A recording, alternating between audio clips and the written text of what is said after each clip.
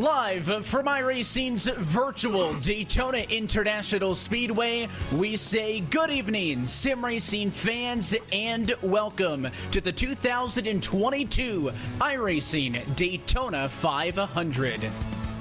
We're happy to have you with us at a Wednesday night here on RaceSpotTV from the virtual World Center of Racing. Some 800 drivers qualifying into the splits for tonight. We're happy to have live split coverage coming for you next here on RaceSpotTV. Alongside of myself, Evan Pasoko, happy to be joined by our junior Kanky Ponti and Terry Radford in the broadcast booth. Our producer downstairs is Tyler Maxon. Guys, you got your trophies handy? It is an award-winning broadcast team here tonight. I know everybody but me has got hardware. So, RG, I'll go to you first on this one. Listen, it's going to be a long night, right? 500 miles of racing here from Daytona. We got some NASCAR talent in the field. So, it's a big event. First of a couple of attempts to get at it this week, but I think the thing to keep in mind is this is going to be a very different week than different race, I should say, what we saw earlier in the week in the Coke Series, right? 500 miles is very much a battle of attrition and a battle of survival, and I think that needs to be the priority first and foremost. Absolutely. To win this race, you have to be there at the end with a relatively clean car to put yourself in a position to try and make the move like we saw yesterday, where it was a really drama-filled race in the eNASCAR Coca-Cola iRacing series. I just want to say, though, Evan, very quickly, what a pleasure it is to be back on the high banks here at Daytona. You know, the iRacing World Tour started with just 4 events. Now these iRacing special events, 20-plus events over 4 different disciplines. And we come here to Daytona to kick off the NASCAR iRacing series as well. We'll have 4 different full-length races. Can't wait to see what's in store for us. I'm much better served up at the broadcast booth than down behind the wheel of one of these race cars. And Terry, I mean, this is the top split that we're seeing here tonight. So we're going to see some drivers that you may recognize from the eNASCAR Coca-Cola iRacing series. Some of the other drivers with those highest of the I ratings of those competing here tonight. So there are a lot of drivers looking for wins here tonight. They may not participate in all of the events on the special event calendar, but certainly the Daytona 500 is up there when it comes to those iRacing special events. Listen, when it comes to these guys who take this stuff serious and are at the top of the oval world, they love bragging rights, and that's really what tonight is all about.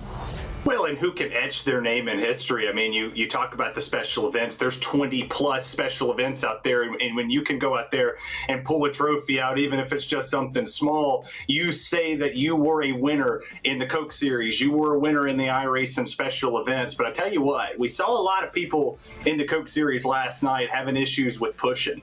You know, there's a lot of issues when it came to getting on the right front, touching the right rear or the left rear, like a lot of side drafts going wrong. I wouldn't be surprised to see somebody flipping across the line like a hot toaster strudel out of the toaster, man. And the problem is they might be doing that on lap 5. They probably want to wait to the end of the race before they get to that point. That's where that discipline is going to come in effect. You take a look high above at a virtual map of this Daytona International Speedway. No one could have known when Daytona opened back in 1959 that it marked the beginning of a new era in American motorsports. It replaced the old beach course and road course that was a few miles east in this 2.5-mile high bank tri-oval. Represented the leading edge of wave in constructing these giant palaces of speed. So we'll go racing here tonight for 200 laps. That leads to 500 miles. If we take a look at the NIS schedule, not only, of course, is this part of the special event calendar, we'll see more special events as we get later on this year, Junior. We got Charlotte, Bristol, Phoenix, more of those full-length races, but on the road to try to be a pro driver here on the service, the NIS Open calendar is a grueling 36 weeks. And it's a series where you really could make a name for yourself. You know, you've got the big teams, the big technical alliances. They'll watch and they'll see where drivers are able to build setups by themselves and compete across these 36 weeks. It's a slog, but there's a big reward at the end of this, fighting for $300,000 if you are able to prove yourself worthy.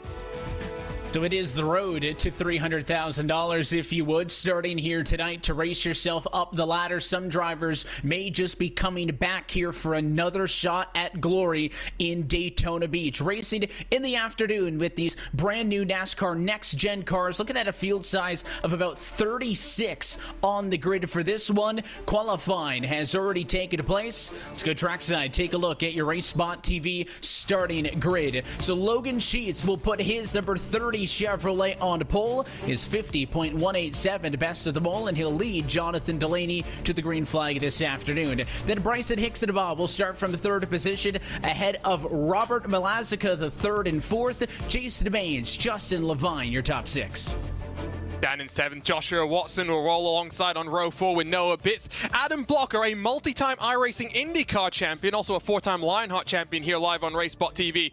On the edge of the top 10 with Octavio Rondaletto, Wyatt Tinsley, and Colin Fern, the top 12. Going back here to third. You got Colton Harvey there, Terry, 13th spot. Nick Ottinger, big name in 14th. Cameron Ruggles, Nicole Woody, Travis Manning, and Brad Newman. The big thing I point out here is Jonathan Oshalem and then Garrett Maines, your top 20. That's it for the guys who took time in queue. A lot of people wanting to start at the rear, and it starts with Justin Bolton in 21st.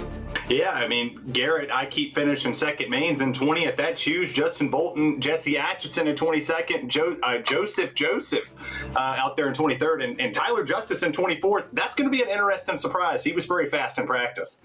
Haven't even taken to the green flag. Rody taking shots at poor Garrett. He'll look to get a win this week. A little bit later on tonight, Logan Helton and Matt Forkaba in the number 25 and 26 spots. Malik Gray down there in 27th, another one of the NASCAR's best. Pablo Diaz-Francis in 28th position. Chris James and Jake Sylvia, your top 30. And in 31st, Julian Pastor, Lucas Plosel, Alan Balacino, Troy Sabat, they wake up 31st through 34th. Joseph Piscotta and Jonathan Hernandez, row number 18.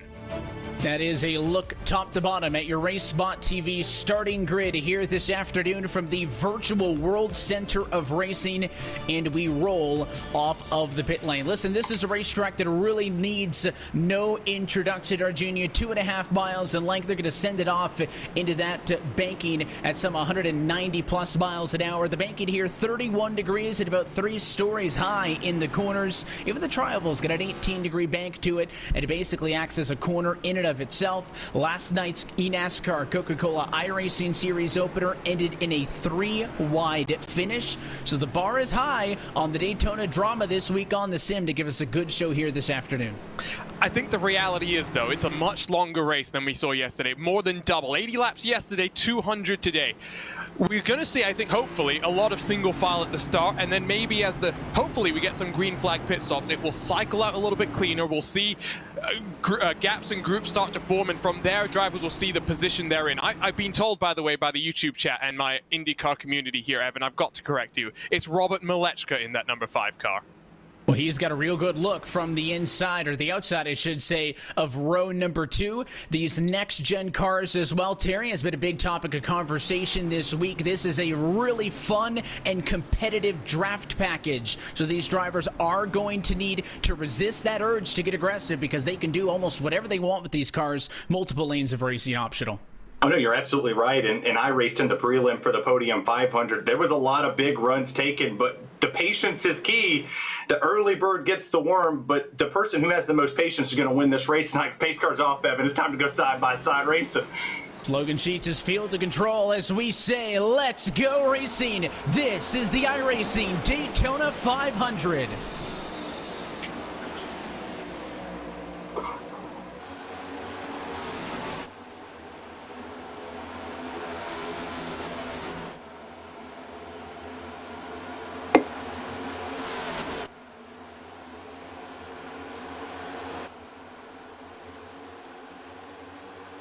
And even for the race lead, first time off of 2 and down the Daytona super stretch. The outside, a small advantage with Jonathan Delaney, pushed by Malechka the third up on the outside of the racetrack. And now 3 cars find the advantage up top as Justin Levine also gets it on the action. So the bottom, interestingly enough, struggling early. And the top side, the place to be as the 8 car looks to lead lap number 1 of 200. I don't think inside versus outside is the discussion to necessarily be having, though, just yet. It's more going to be who's working together better. Clearly, that outside line able to sync up with one another, be a little bit closer. Look at those top 4 cars separated by almost just nothing in terms of the car lengths between them. The inside will build steam, and already we're going to, I think, start seeing some cars try and pull out. We saw one car pull all the way to the back, that green and white car pulling below the yellow line. It's all about being smart in the early stages of this race. You see the top four here. I mean, this is different than what we've seen in the previous races coming into Daytona, especially into this event. A lot of guys on the bottom were able to get up and pinch that high side, get a little bit of side draft, but the bottom here didn't do it. Like the leader of the race just, and then we have a car go down to the bottom here to protect, but I'm surprised to not see this bottom forming more than it is and making a charge. And I say that, here they come, about to be 2 by 2 for the race lead. Yeah, there was only 8 cars left on the bottom. They were all going up high, but once the number 22 Chevrolet of Colin Fern went down to the bottom, it sparked some new life, and now he gets right up alongside with the 8 car in a side-by-side battle for the race lead down the back straightaway, working lap number 3. So now pretty even strength inside and outside. We saw a couple of drivers dropping to the rear. The side-by-side action occupies about the top 23 spots in the field. Everybody from there on back, single file out trying to ride, but up front they want to lead laps in this NIS opener, and on the outside line looks like it'll be the 3rd in a row that's led by the 8 machine. They're slinking back in the pack as well, on the edge of the top 20. One thing to note, Terry mentioned it earlier, difficulty when it comes to being able to push. There's a very small margin between knowing the cars in front of you, where they are, where their rear bumper is, how close you can afford to get. It's something as well that will differ between the various cars that you're racing, between servers as well. So there was a bit of consternation yesterday when it came to that eNASCAR Coca-Cola iRacing race. Drivers had to really understand who they were pushing and when they were being pushed by whom. So something to worry about now. Download the data, figure it out to the end of this race. And a lot of people who's paying attention to the ticker right now, what we got going on, this is going to change as we go. You see a lot of people jostling for position in the back. They're going to try to take it 3 wide there. A couple cars stepping out of line. Car goes down to the bottom. There's going to be a lot of moving here. There's not a whole lot of time to push, but you have so much time in the race. It's lap 5. I mean, you're on lap 5 at 200, as now we have 2-car breakaway down at the bottom. We're going to see some tandem racing here tonight. Who's going to be the ones to try it early? And the second that inside line started to die, oh, there's a bit of a touch there. The 8 car, Delaney into the outside wall. The 5 gets tagged as well.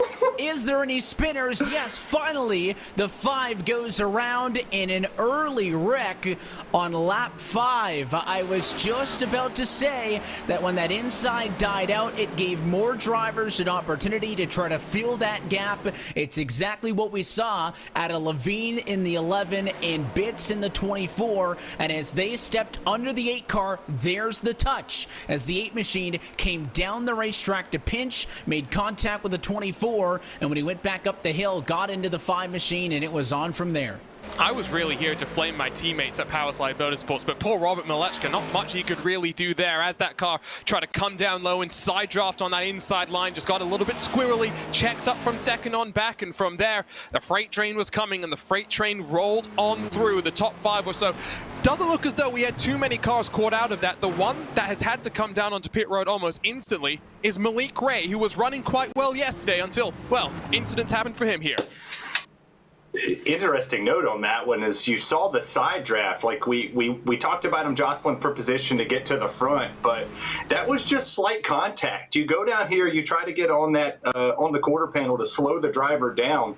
Well, the moment you do that, you're not really going to know in these next gen cars, like, where can you go? The Gen 6 car was, the Gen 6 car, man, we're getting old, Evan. They were able to really get down there on it, and it didn't take a whole lot of closeness to make those cars step back. But here, it seems like you have to get so close that you just create the force field, and it's going to send a car around. And it goes to show you, you know, how critical drivers found it up in that lead group, at least, to try to maintain position early in this race. But I think if they knew that was going to be the outcome, they probably all would have decided not necessary at lap number 5. So pit lane is open this time by a good number of takers. You can see the number 2 machine at Ottinger down and into the pit stall. He's going to be joined by pretty much all of the field with the exception of maybe a handful. Looks like Justin Levine, Noah Bitts, Octavio Rondoletto, Colin Fern, all staying out, but I mean, that's only 4. Everybody else trickling down to the pit lane. This could bring up an interesting topic of conversation, Arjuna, relating to strategy. We're looking at a window anywhere of 38 to 42 laps on fuel, and of course, if we're talking about a 200-lap race that goes green, that makes things pretty easy, right? You're going to come down to the pit lane 40, 80, 120, 160, make it a 4-stopper, go to the end. I think a lot of drivers here, fuel only, just to top things off, try to get them a little bit more wiggle room. Certainly nobody worried about tires at this juncture. A couple of cars in for surface repairs, but the vast majority, fuel only. You could do 200 laps on the tires if you really wanted to. There is a tire limit. I don't think that's going to play too much of a factor. I think really what you need to start thinking about, even early in this race, is fuel and how things might shake up at the end, given that lots of changes for this next-gen car. One thing that hasn't been changed is we're still talking about 2 cans of fuel being used to top up the car from an empty tank. So knowing that cutoff point, which is about 10 gallons for a can of fuel, is going to be important. You might gain some time if late in this run you've done some fuel saving, late in this race I should say, you've done the fuel saving, and you can gain some time on pit road. And I would say for your top 4 right here, Evan, I don't think that they think the cautions are over. You know, the strategy can be flipped here. If these cars go, I mean, you're on lap 7, caution came out with 5. If you can go a little bit longer and wait and maybe trap those guys out, like if you could just come in and flip the strategy a little bit, track position is going to be key. Even though we just saw the wreck happen in the front of the field, there's a lot of turbulence in the back, and there's a lot of instability with these cars where the side draft doesn't pan out, the air doesn't really sit on the spoilers. This could pay dividends for these drivers, and if we see them in the top 4 or winning this race, we can look back to lap 6 and go, that was the winning moment that just propelled you to a crown jewel event for iRacing.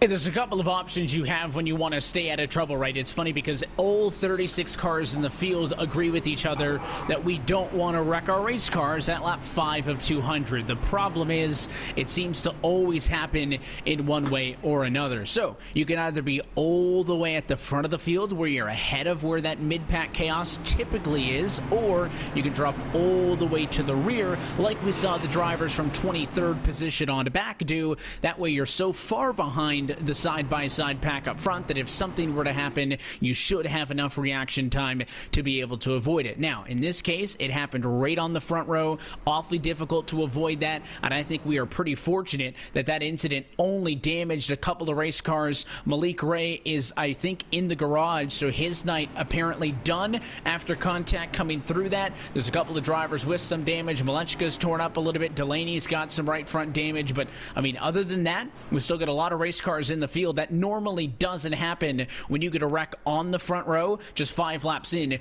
to a 500-mile race. So we'll hit the reset button and try again. 8 laps down, 192 to go this time through, and Justin Levine on the inside going to be in control of the field. Pace car off and in. Green flag flies. We're back underway.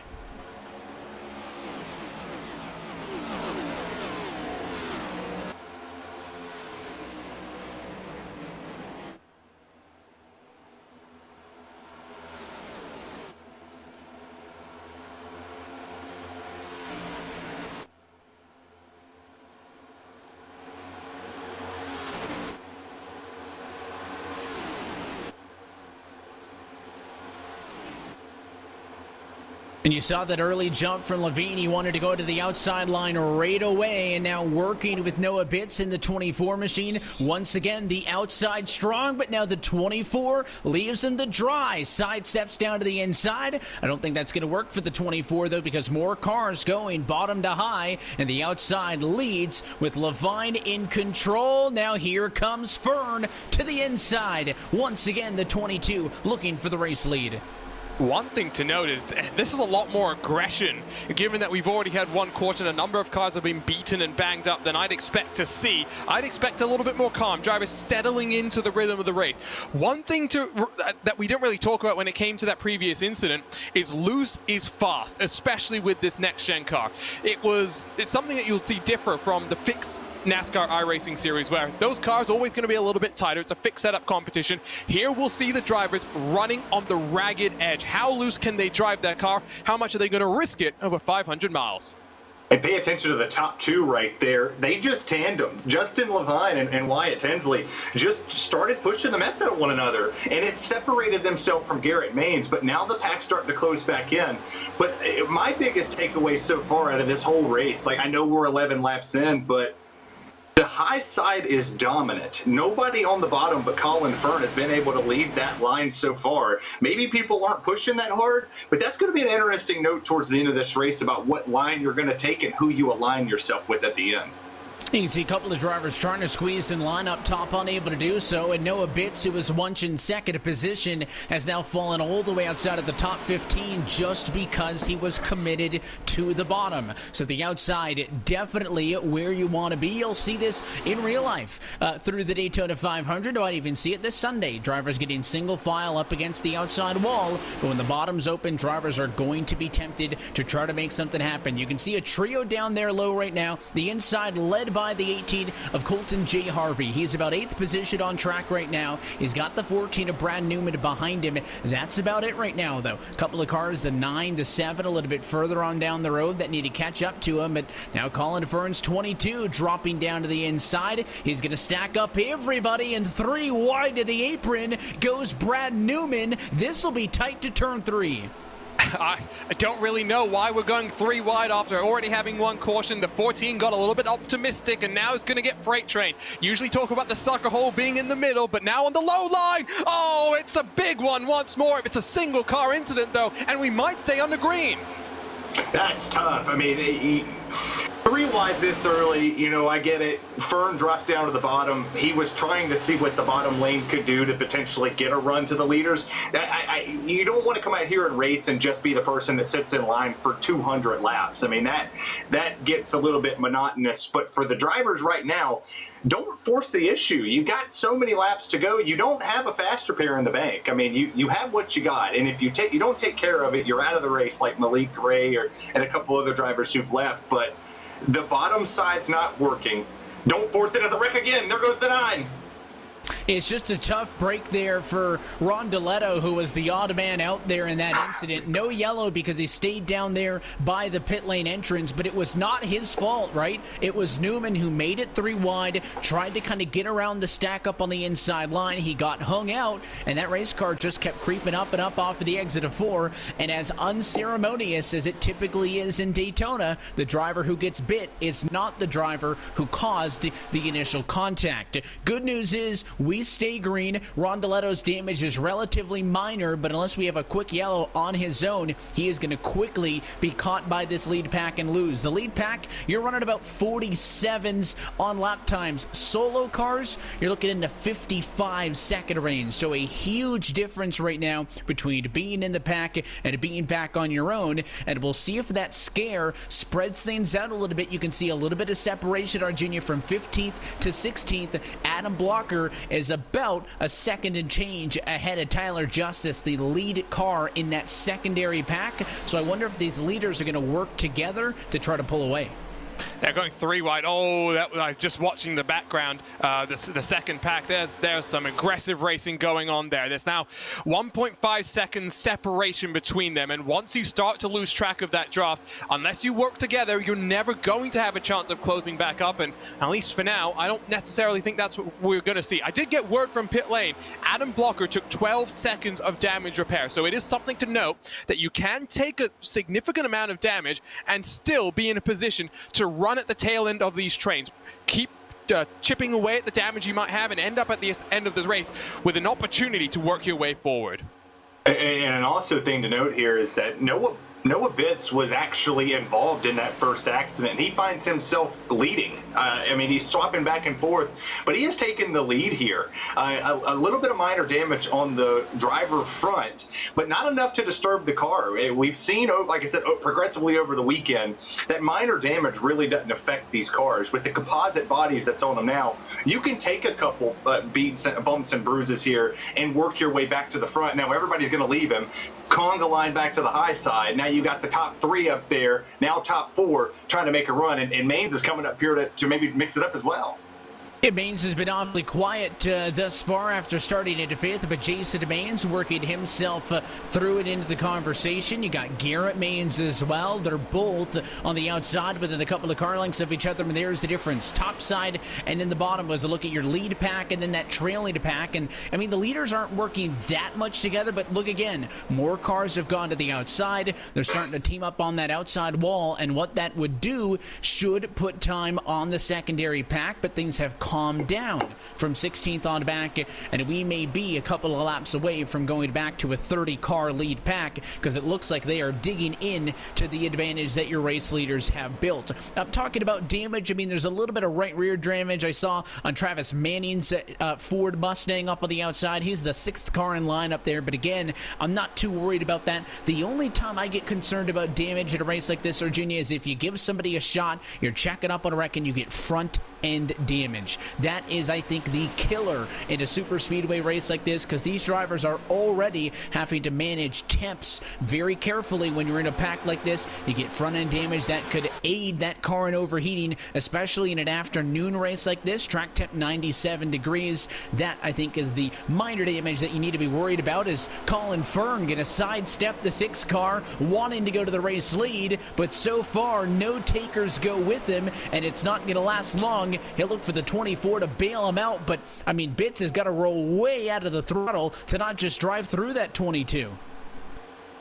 And you mentioned the temperatures here. The more pertinent one when it comes to the engine is 85 odd degrees Fahrenheit, which is relatively warm. It might cool down as we get closer to the night, when the night lights will bake the track as well. There's a look at those track conditions. It's 3 p.m. here in our virtual Daytona International Speedway. Also some gusts of wind to watch out for as well.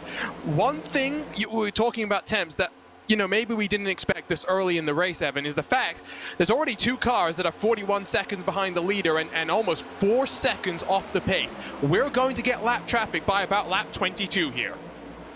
An interesting note when it comes to the winds, when I was actually racing my prelim, we had a little bit of gust of wind, and it was a tailwind. And you feel that as a driver. Now, this wind, it looks to be going left to right. So when the cars go through here, you see them getting out of shape a little bit. That's a good push down there on the bottom by Blitz. He's trying to get Colin Fern up back to the lead. But these cars are so aerodynamically challenged that when you get to the back bumper of them, just the smallest tap, the smallest little bit of wiggle that they're going to have could trigger a second big one. The pack's starting to dissolve up front. People can't get to the back bumper of Garrett Maines. But, man, they're racing like it's about lap 199, and we're only on lap 20 of 200.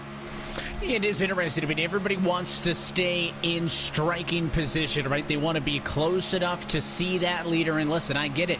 I don't want to be so far out that I can't see the leader. But now that that second pack has caught up, it's no longer a battle of 2 groups, right? It is a 31-car lead pack as we race through the Trialva once more. 1st through 31st separated by just 3 seconds on track. So there is plenty of cars in this battle. Still the high side, the preferred place to be, but a couple of contingencies of drivers on the bottom trying to make that work. I think it is just interesting that drivers don't want to lose sight of your race leader right now, Wyatt Tinsley, who's starting to rack up the laps led as the 6 car is slowly starting to get control of this thing, leading from the outside, now working lap 21 of 200. Halfway through our first fuel run. Again, it's going to be extended a little bit based on that lap number 5 yellow, in which a majority of the field opted to come in and top off on fuel. However, Levine in 3rd, Fern in 6th, along with Noah Bitts 8th, and there was one other driver in the mix as well there who did not come in. It was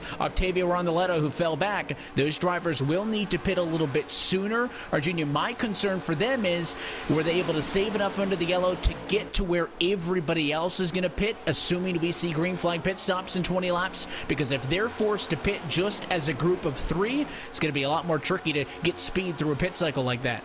Yeah, you kind of need to have people who come in so you can build that momentum up and slingshot yourself, in effect, back up to, you know, the 200 odd miles an hour that these cars do around the entirety of the 2.5 miles of banking. It's calmed down very slightly, though. So for the cars that didn't pit, they're no longer leading the trains here. They'll be able to do a bit of fuel saving, but of course everyone behind them able to do the same. So now it's all about just managing your expectations, and even if you're in a little bit of a hole, don't let yourself get discouraged, because it's very easy in a race this long to put yourself mentally on the back foot, put yourself in a position where you try and race too hard to try and make up an advantage that you're a disadvantage that's really not actually come to fruit just yet. So it's a long way to go. We're not even a quarter of the way into this race. You can't say slingshot without thinking about Talladega Nights and the legends of NASCAR, Cal Naughton Jr. and Ricky Bobby. Somebody here is going to slingshot to a win. Somebody might slingshot and get spun. It's going to be interesting to see what we're going to watch here. I mean, you're seeing these drivers kind of push it, kind of take it to the limit. We've caught lap traffic. We'll have to see what the low line does here, but this could be the biggest battle of attrition. You have a car out here, the third car on the inside right now, no hood, and still competitive in the draft because the front nose hasn't been damaged, but the hood, you don't need a hood here apparently. Go next gen cars, man. Well, I heard a rumor, obviously, with NASCAR Speed Weeks in Daytona going on, that through some of the preseason testing, the Chevys were running a little bit hot, right? They actually took those inlet scoops out of the hoods on some of those cars to help with cooling. So I guess the 33 is going to have the coolest Chevrolet Camaro in the field because he just doesn't have a hood. So maybe he should not be worried about overheating, and maybe that's the big brain strat from Cole Woody, who's hanging on to the back end of a top 10 position right now. Again, there is minor front nose damage on that car, but I'd rather have the hood gone than the front bumper gone, and we'll see how he's able to manage this one on the inside. I just have to feel like the inside is slowly becoming a dying battle right now. They've dropped back, they've come back multiple times, right? Kind of an accordion effect. They push and pull, they gain, they lose, but I mean, it is basically everybody but 8-9 cars down there on the bottom. You have to wonder how long until those drivers quit trying to fight this, because now you're committed. Right? If you see an opening up top, I'm going there. Because for the 28, the 33, the 10, the 29, and the 9, those first 5 cars on the bottom, you're either going to go to the race lead or you're going to go all the way back to 29th at this rate. You're really the only guys trying to make that bottom lane work right now. Yeah, but you also need to do it in a safe way, right? We've seen incidents already happen today. One brought out a caution. One was a solo car incident, which fortunately didn't slow the race down. You need to make sure that you're actually clear of the drivers around you. And that's one thing that I think is always interesting. Which drivers have, you know, actual human spotters? Which ones are just relying on the iRacing automated spotters? Because there is an advantage to having the human in your ear that knows what you want to be hearing from your spotter when you're understanding the space around you. So a human spotter is going to know and tell you in advance there's a hole coming up, get ready to go up high. It's something that's very beneficial and not talked about enough.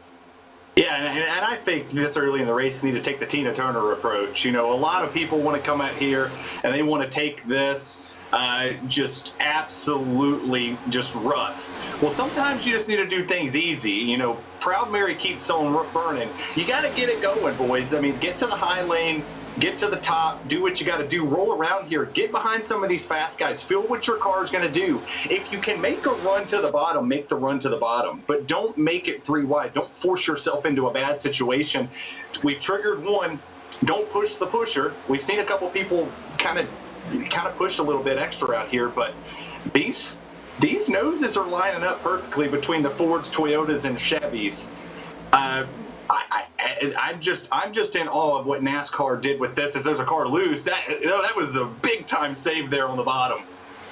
And losing a little bit of speed there, Colin Fern going to go all the way to the apron in the trioval to drop back. He was on the outside, got really loose off of 4. We saw a spin identical to that in last night's eNASCAR Coca-Cola iRacing Series opener that took Kyle Pettel out of the race early on his own. Colin Fern was able to catch it, but not before he loses basically everything that he had worked for. He was 6th in line when he got loose. The 22 machine is currently 23rd and still falling. So disaster for Fern, and I think at that point your strategy has to change. Clearly, he wanted to stay towards the front, stay ahead of the 3 wide, 2 wide chaos behind. Now with that mistake, I think you have to just ride in the 20s. I don't know if it's worth trying to fight your way back all the way through the field.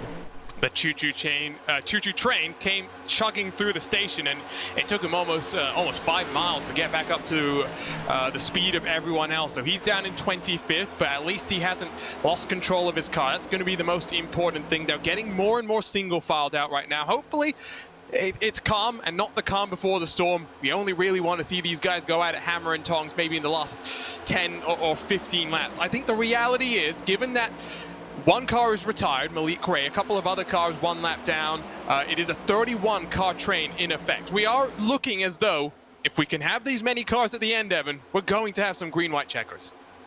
Well, right now it kind of looks like a tornado in a trailer park. I mean, you've got a guy missing a hood, no hood on that thing. It's like a roof on my mama's trailer.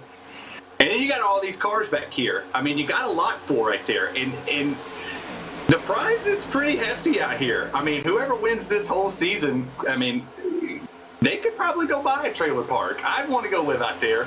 But there's not many cars on the bottom. I don't think that the car down there in the 33 Cole Woody has the speed to necessarily push his way up to the front. He's all decked out on that beautiful 45 machine, or 28 machine, I'm sorry. But I don't think he has the momentum to really push up to the front. He's going to need some help down there. There's going to need more than 5. There's 30-something up top, and then there's just them. So just a balance of attrition and kind of fighting the heat. 30 laps in, got about 170 to go. Who wants to walk away with the big prize?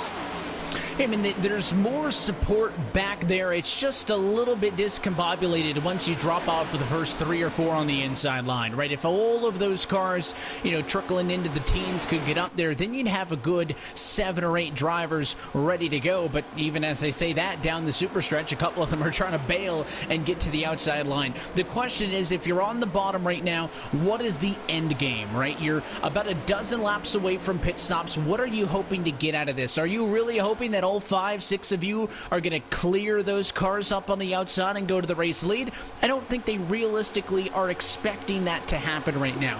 I think they're basically just riding at this point. Of course, eventually all these cars are going to need to get down to the bottom to safely enter pit road. So they do actually hold some valuable real estate in the middle of the pack. If I'm a 12, if I'm the 34 up top, and that bottom lane is under me, it's going to be a little bit trickier for me to get to pit road. Now, a lot can happen in a dozen laps. You got plenty of time to find your way down there, but I just don't know if they're necessarily going all the way for the race lead right now. They're just kind of riding, being in contention, and of course the big thing in these long oval races are genuine things really start to spread out is of course through those green flag pit stops. I mentioned that, for the drivers who didn't pit on that first yellow, you need friends. You can't pit in a group of 3. The duality of green flag pit stops at a place like a Daytona or a Talladega is the fact that it's easy to pit with 3 cars, but it's hard to draft with 3, right? It's hard to pit with 20 other cars, but it's really nice to draft with them, and that's where you got to find the balance. You need a good number of friends to pit with you,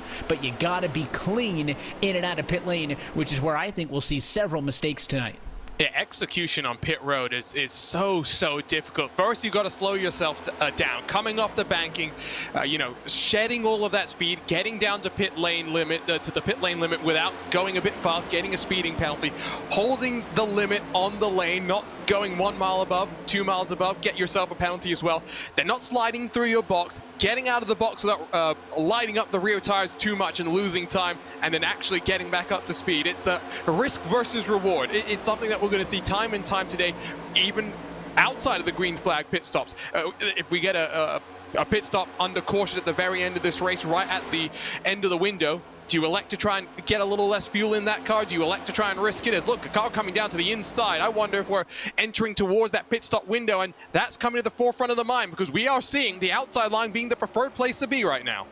And we also missed the point of sequential shifting. I mean, you have 5 gears in this, and a lot of these drivers haven't been used to going down to second gear and having to shift 3 times. They're used to going to 4th to 3rd to 2nd to get that car wound down, but you have to have a lot more in here. And also, a big note to point out is heating the brakes up.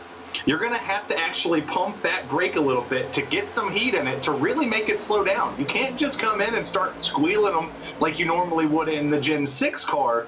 This car, you actually have to put some heat in them. It's like your regular street car. You don't go out there. You have to bleed the lines whenever you change your brakes. You have to get heat in them to make them really work. Your pedal's going to feel a little bit weird. But slowing it down, coming from 200 miles an hour down to pit road speed of 55, you're going to have to work it. But you see the outside. Wyatt, he's working both lanes. He's protecting the high side, but protecting the bottom. He noticed here comes the 28 down there. He's got to run, and he also has the 10 right behind him, making some great headway to the front. That low line's starting to train up. Yeah, just like that, it is on in a battle for the race lead as we close in on green flag pit stops. Dead even now for the race lead. Advantage still goes to the 6 on the outside, but here comes that 28 Chevrolet into the conversation. Woody minus the hood is second in line on the outside, pushing the 6 machine, and I wonder if this is where drivers really want to jockey for position, right? They know they're going to have an advantage if they can get in and out of the pit lane first. If you could be the first or second car in of your group, I don't expect all 31 cars to pit together, as there's the sidestep move. And let's see now, what can Woody do leading a line, because he's got daylight at a turn 4. The 28 looks like it'll stick with him. And for the first time tonight, Cole Woody going to look to try to lead a lap at Daytona, but the 6 car snatches it back just like that. Tinsley in front at the end of lap 36. And I use this phrase a lot. No matter what type of a race you're in, you're downloading data. You process that and you figure out how you need to approach and attack the end of these races. Because the reality is, as much as you want to just sit in a line here and maybe bide your time, if you don't know where to be, how to position the car coming to the end, how aggressive to go, you don't know how to win these races. So this is all valuable information going to the drivers. Which line is going to build up the momentum in which ways, and how are you going to work your way to victory lane? And this is the perfect time to really test out what you got. You saw the line on the bottom start to make some headway to the front. And if you don't know how to block at the end of the race, then you're just all for naught. I mean, we've seen blocking go wrong at these restrictor plate races or now super speedway races to where you didn't really take notes at the beginning of the race. I know in my prelim race, I took the first 20 laps of that prelim race and I learned what to do in a pack in these next-gen cars. I took it 3 wide. I side drafted. I went from top side to bottom side. I worked every lane that I could to see what was going to get me to the finish. Luckily enough, I finished 6th, but a lot of guys wasn't fortunate enough. I mean, I had the lead, but it was under caution because that's about the only time I can lead a race nowadays. But you've got to work the traffic. You have to work the line that makes it. And big note, too, is a guy that was just sitting in 3rd place, got the chrome horn from the guy in 4th, got him out of shape, almost sent him to the bottom. And it could have wrecked this field. But these are all talented. You got some world champions in here. They saved it, and good on them, because we could have seen big one number 2 before we hit lap 40. It really did start to get aggressive there when the inside started to get back into the conversation, and just as quickly as it re-arrived on the scene, it's gone. Now it's just 3 cars on the bottom. Everybody goes up top. It's very much an inverse of what we were seeing just a year ago in this Daytona 500 with those Gen 6 cars, and especially with that 2021 draft package where the safe lane was the bottom, and it would be groups of 3 or 4 or 5 going to the outside, trying to make something happen, and then tucking it back in line. It's the same mechanics that we're seeing now. It's just flip-flopped. More cars on the outside line that are working on the bottom. There's a big sweepy to move down to the bottom for the 3 machine of Justin Bolton. Another one of those top sim racers in the field here this afternoon, looking for an iRacing Daytona 500 win. He's got no help, though. He actually goes up the hill a little bit to pinch those cars up top to get a bit of side draft, but not sure it's going to work out all that well for his Busch Light Ford Mustang. And the 7 not wanting to be patient on that, should say the 17 car all the way up and around the inside, but it won't work now. And just as quickly as he lost the momentum, Bolton gets it back,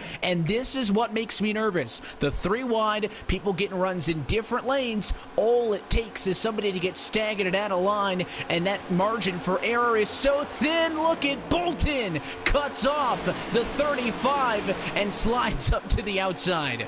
And it does tend to get a little bit more racy as you enter into the pit stop window, because you will see a lot of the time gaps form by virtue of these pit stops. Not just the execution, but Evan, you mentioned it earlier, the fact that if you have no assistance, you just don't get up to speed as quickly as those who will come down 10, 20 cars in a pack.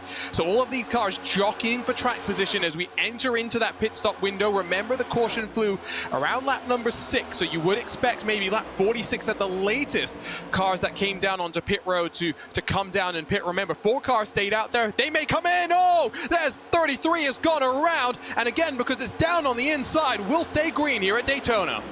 Just a push going wrong right there for the 33. He got a shot in the back. Cole Woodley, who was just biding his time, was already missing a hood, did not have the momentum, took a shot at the rear. But look at the 3 right here at Bolton. This is a key point that I want to bring. He got down to the bottom and did exactly what Colin Fern was able to do. He's the second car so far that I've been able to see other than the 45, but he had a lot of help behind him. There's not a lot of help down there on the bottom lane compared to the outside where the momentum is really gotten thick. Oh, everybody's wanting to go up there. They're in the eye of the hurricane now. Pit stops are imminent.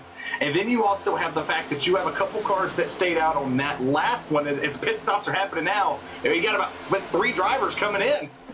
A couple of drivers will splinter off at open green flag pit stops with 42 laps down and still a long way to go. Justin Levine, Noah Bitts, Colin Affirm, and Joseph Pisciata all down pit road early. It's just a group of 4, so they are in for service. They're going to go for 4 tires, maybe if they have the time to take it, maybe 2 at a time, because you're going to need about 14-15 seconds in the box to get it filled up with fuel, and then they're going to try to be tightly packed together when they blend it back out onto the racetrack to not lose time. But a caution right in the middle of green flag pit stops. What on earth happened? There are 2 drivers slow on the back straightaway.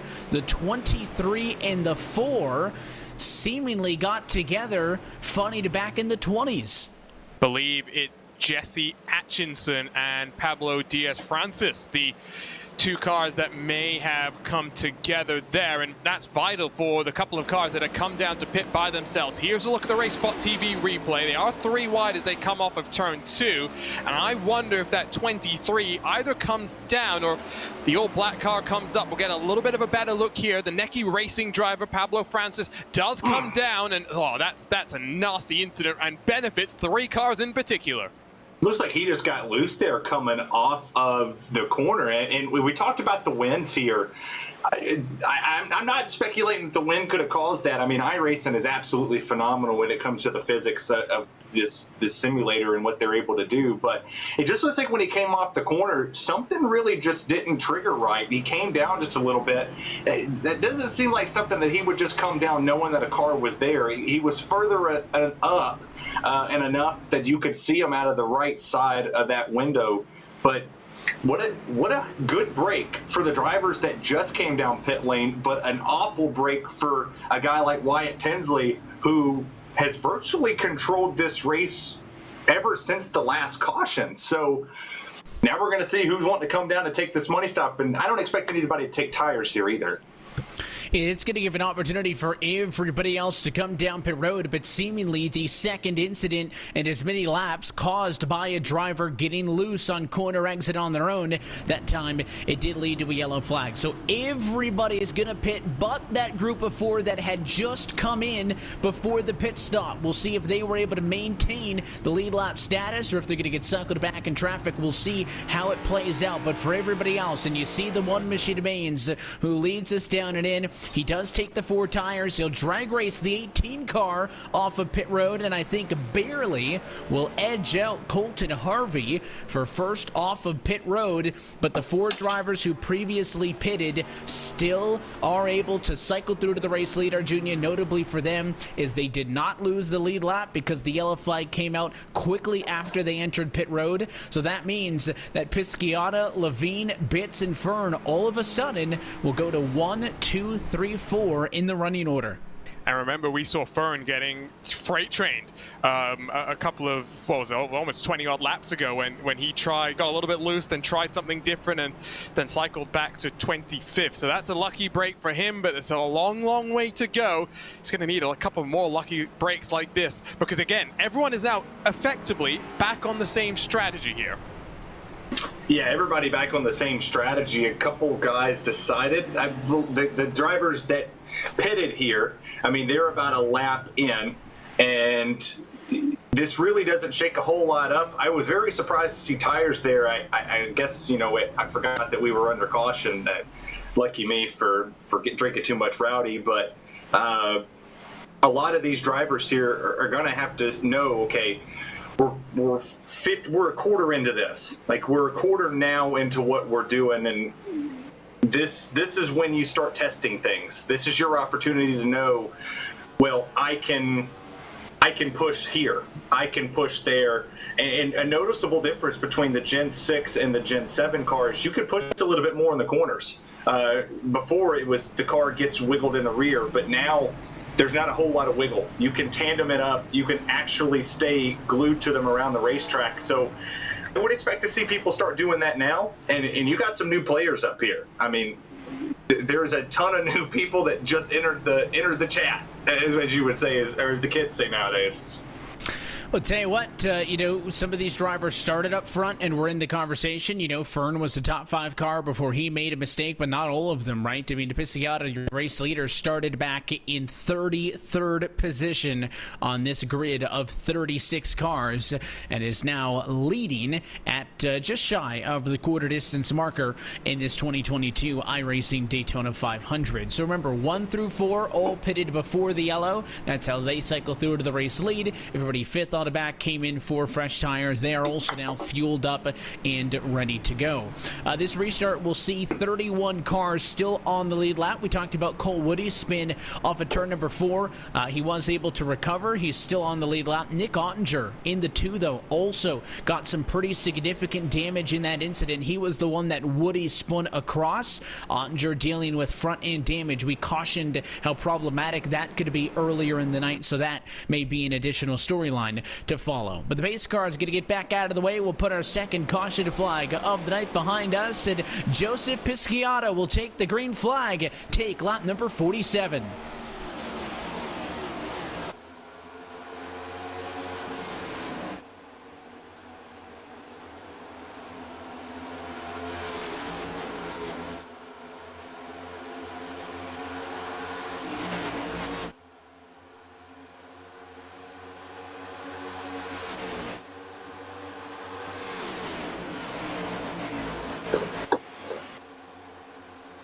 Once again, the outside, 5 car lengths strong ahead of the drivers on the bottom. The 18 machine, Colton Harvey, just can't get help that he needs from the 1 car at Garrett Maines, and it is all the top side. As you see the 3 car now adjusted, bolted to go high to low. He wants to make the bottom work. Doesn't have any help right now. Pisciata will control it through the tri-oval.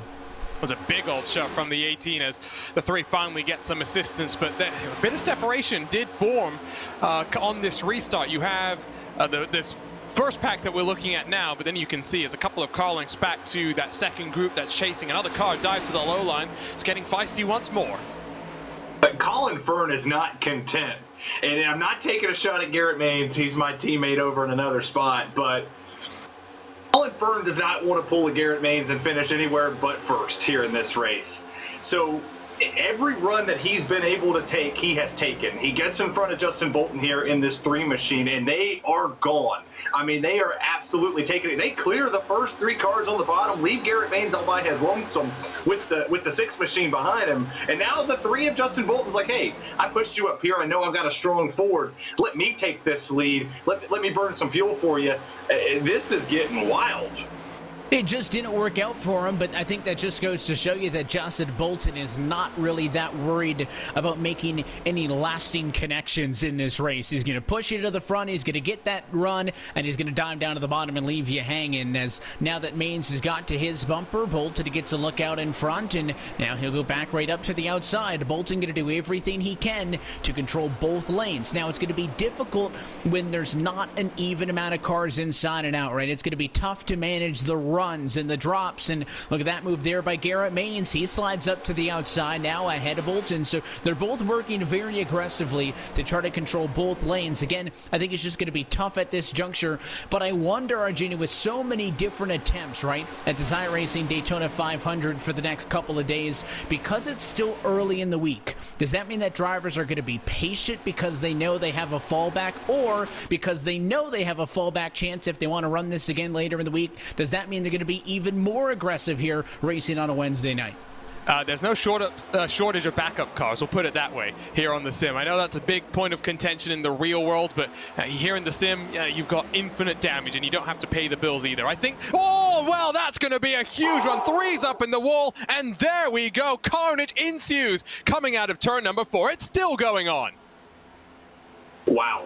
I mean, that's all I can say on that one is wow. That the 3 goes 3 wide. And I don't know how many times we can say that at Daytona, but that just wiped out almost a quarter of this field. And that was probably the biggest wreck I've seen of the week. Leading into this race, did a lot of notes, a lot of prep for this, and lap 51, we take the big one to full effect here at Daytona. Let's take a second look at the big one. Bolts into the middle, 3 wide. The 6 car right there, a little bit close, a touch, and to the outside wall. And listen, Justin Bolton, Garrett Main, some of the very best on the oval scene on the iRacing Service Junior. Those guys can crisscross each other over all night long, no problem. But I think it's different doing that in a pack on lap 50 at 200 than it is just you two. And when you're putting other drivers in those positions, you are only asking for trouble. And again tonight, 3 wide, where it may have not been necessary in that moment, leads to a big problem. And this one, the biggest incident of the night. I'll go back to what I said earlier in the race, and I'll finish off the point that I was trying to make while the caution came out. You can't, there's just been too much aggressiveness, too much angst in this race from some of these drivers for this early on. We haven't even got a quarter into this one, and we may only be looking at maybe 15 cars without any damage. No backup, well, no shortage of backup cars. The reality is, though, a lot of people will be coming to Daytona for this weekend's Daytona 500. So there's not many opportunities for them to really get this race complete and under their belt. So I think you do need to be a little bit cautious. We're not really seeing that from the drivers. I mean, I feel like we just went to a pep rally and everybody was chanting, "Be aggressive, be aggressive," and we are officially now over the quarter mark of this race, and it's showing here to me that 27 cars, everybody from 30th on back, are either on pit lane getting major damage fixed, and you have one out of the race. We'll see who becomes the other a retiree of this event, but that was the craziest start to a wreck I think I've seen in a long time, and I've been doing this for a couple of years, not as long as you two, but that just started over a slight little bubble of air, and I'm not going to say that other word, but it was just a very slight bubble that happened, and that was epic. And it comes out of nowhere, right? I mean, the inside had nothing going for it. There were only 4 cars there. But with Bolton and Baines going all over at each other, you're going to put yourself in a situation where you may be caught out from an incident that maybe you should have otherwise been able to drive through. And again, that's why we're under another yellow. That's why a lot of the field right now is down pit road. You look at the amount of cars that didn't get damaged in that one, Regina. It'd probably be easier to tell you who wasn't in the incident rather than who was, because a majority of the field has been on pit road under this yellow looking for repairs. Yeah, absolutely. And I think the other thing to note is, right, because the amount of speed that we have with these cars at this track, even though that second pack was slightly separated, here you'll see, I mean, what can they do? What can they realistically do to get back down to a safe speed to navigate through the chaos? There's not much. I do think we could have done a little bit better there. I think they were crashing even before they came across the scene of the accident, just in anticipation of coming to all of that smoke. But it's Daytona. That's what happens here. We've seen it in the real world countless times. We'll see it in the sim even more, especially when there's no fear of damage bills or physical damage and physical harm. It's the reality of sim racing. Well, Terry, I just want to jump in. I mean, if you're in that second pack, right, we're talking about how you're hanging it back, you're trying to stay out of trouble. That's probably the worst place for that incident to happen, right? If it happens on the back straightaway, those cars in the second pack can go to the apron, they can avoid it. Same thing with the front stretch. But because it was off the corner, it gave those drivers very limited options on where to go. And once one person stacks up into somebody else, you can't just hook it all the way down into the grass. These cars can't turn on a dime like that at 190 miles an hour. And I think that just the timing and location made it that much more difficult for the drivers behind to avoid, and that's what turned it from a big one into a huge one. Yeah, and you know, they tweeted out, iRacing did, of using the brakes, but to the point that you just made, these brakes are not made just to stop on a dime. And for a lot of those drivers moving at 200 miles an hour, you have a split second to make it happen. Let's just hope that we can keep majority of the cars here. Pace car's about to be off. Let's see who's actually who's patient here. It'll be Garrett Maines front row as he restarts this one alongside and goes right up to Jason Maines on the outside. So they are working together. Green flag back in the air. Nice restart this time. Again, we're down to just 21 cars on the lead lap. Started with 36. Only 23 are still running. So that gives you an indication of the level of destruction that Daytona has already wrung out of these drivers here today. We're not even a quarter into this race. I mean, the hope, Terry, is that we'll get a little bit cleaner, given that there's not many cars left to duel it out now. Heck no, man. I told you a while ago this is like a tornado in a trailer park. You're going for the big bucks. You're going for the win, man. You see the win in front of you, and I know we're a long ways away from it. We're 150 so laps away from crowning the 500 champion, but you want to be up front. You have to some point be aggressive, and I think these drivers thought that the aggressive part had to be now. You're not going to win in seventh, but if you could do what the mains guys are up here doing, 1-2 on the outside, leading that train out there.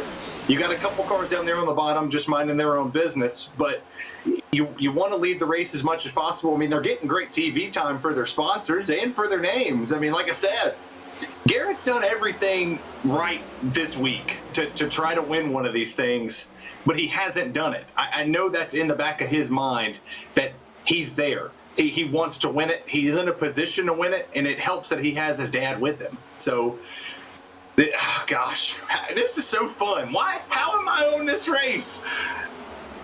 I'll tell you what, it's that family affair up top as those ChevyLiners.com Chevrolets are trying to control this one. And you have to wonder, when is it going to be that time to ride, right? I mean, clearly, doesn't matter how much we preached it in the opening 50, that you need to be patient. You need to get to the final 50 laps of this race to even be anywhere close to the conversation. Clearly, that didn't matter, right? Everybody was aggressive. Is now the point where you take it easy? Or are you still not happy, right? I mean, you have a better chance now of getting to the end than you did 56 laps ago because we took about a third of the competitive race cars out of this field. A lot of people who started up front, in fact, have struggled mightily in this race. Tyler Justice in the number 10 machine down on the inside line of the racetrack trying to lead this time through. He will lead his first lap of the night. Started back in 23rd. Garrett Maines started 20th. I was talking not that long ago, Arjuna, about how the 2 machine of Nick Ottinger got pretty significant damage in a spin. He's sitting right there in third. He's the second car in line on the bottom. So a lot of drivers who did not want to be up front have now driven their way into the conversation. There are more drivers right now running in the top 10 that started outside of the top 10 than vice versa. So the last 20 laps have really shook up the running order. Yeah, and the other thing is, right, it's the smallest lead pack that we've seen so far this race, just 16 cars. I think the one thing that is really standing out to me now, though, is on this restart. Look at how the low line is actually working together. Even though they've only really had 3-4 cars actually very close, they've been able to get the momentum going a little bit quicker than the cars on the outside. The first time we've seen that happen today. Yeah, the bottom side's actually surprising. They haven't had to side draft a whole lot as the car pulls off on the apron here, and the lap car being very courteous and trying to get out of the way because he knows the pack's coming. But to see the bottom side finally start to organize themselves up is going to play dividends. I don't know if we're going to see a 3-wide finish to the line like we saw last night, but we're going to start seeing a lot of people with some momentum here. You see the shot right here from Nick into the back bumper there of the 10 of Justice. This race is just so unpredictable. We've said it a lot, and to see the tandem starting to work, now you got Wyatt back to the lead. He wants to lead it right in front of the mains guys. Wyatt Tinsley, I mean, has been pretty quiet for a driver who's led the most laps tonight. He has led 32 of the 58 laps that have been completed so far here in Daytona Beach, Florida. So maybe being out of the conversation because he's pretty much stuck with the top side, right? All these other guys are going low, going high, crisscrossing each other over, trying to break someone's ankles to get ahead of them. And the 6 cars just held the top. I mean, that's where Wyatt Tinsley has felt the most comfortable. You can see that Garrett Maines is doing everything he can to push the 6 machine, almost to get him out of the way, right? Like say, hey, you're clear, go low, go for it. But I think Wyatt is super content with just holding that outside spot right now. I mean, we've got to keep in mind, you have only got through 1 of, at minimum, 4 trips down to the pit lane tonight. It is a long road still. If you want to call yourself an iRacing Daytona 500 champ, you can see a little bit of lap traffic up the road. That is Colin Fern. Remember Fern, we talked about the good luck, the yellow flag previous to this one on Junior, cycling through to the race lead. Bad luck now being involved in the most recent incident, and he'll find himself a lap down. But we're going to have to squeeze 3 wide here, so that inside line's going to have to go to the middle. Looks like they executed it clean enough as Fern holds the double yellow. Cole Woody, though, got a little bit loose on that entry into the tri-oval. He'll cycle back, not going to lose too much momentum. One thing is, you were talking earlier about how we might see them go more aggressive now, right? Because now they know there's less chance of them not making to the finish if there's an incident or something. It only takes 2 to tango. You only need 2 cars to put on a race. It's something we've seen here on RaceSpotTV since the start of the year. The same thing goes, though, when it comes to crashing. You only need 2, or maybe even 1, to cause a big incident. It's one of those things now where I do think we are starting to see it. They're getting a bit settled down. They're getting that realization that now they've got to get to the end, and I just hope that with a lot of these lap cars, we've got a car that's 10 laps down as well. So there's cars off the pace. They can do something like that. They can navigate their way through safely. We're looking like we might still have a very interesting race on the cards. Yeah, you go all the way back to 22nd is the first car, 56 seconds behind the pack, 1 lap down in Colin Fern. And then you have 21 cars here with Jake Silva. And you go all the way back to Jonathan Delaney in 20th, just riding along. I mean, everybody here, there's not a whole lot in this lead pack. You're not going to learn anything in this small pack. But the thing is you don't want to tear your car up right here when you're just running at lap 62. We've yet to cross halfway. The intensity level should not pick up as they go 3 wide with the lap car there, but picking the intensity level up here with what they got going on, as Blame Evan should be trending around here on Twitter. Because, I mean, all of us have technically caused the commentator curse. Knock on wood for Tinsley and the Maines boys up front. I feel like I've cursed Garrett a lot here this afternoon. I love you, Garrett. But I don't know. I think that bottom lane needs to go back and sit there and save some fuel and try not to burn anything up here. I'll just speak in numbers. I'll make sure to avoid driver names. I'll avoid compliments. We'll play it safe and hope to not summon that commentator's curse on anybody in this race so far. But I think these guys are racing sketchy enough that they've been doing it on their own. But, I mean, this is probably the calmest of the runs that we've seen tonight. Yeah, we're side by side. Yeah, there's cars looking high and low. You see Justin Levine going to the inside there. But, I mean, I think the blocking and the staggering is where things get concerning, right? When you end up 3 wide, but there's not really a set inside, middle, and top. That's where things get sketchy. That's where you get into somebody's quarter panel. That's where you get a little bit out of sync. That is where you are going to find problems. But, you know, the inside, fighting up the bottom, go for it, right? And I think that these drivers are more than capable of handling that. You can see Troy Zabit in the 34. I think a teammate to Octavio Rondaletto behind him. Those two going to try to work together. That is an elite performance duo, so they're going to try to work their way through the field as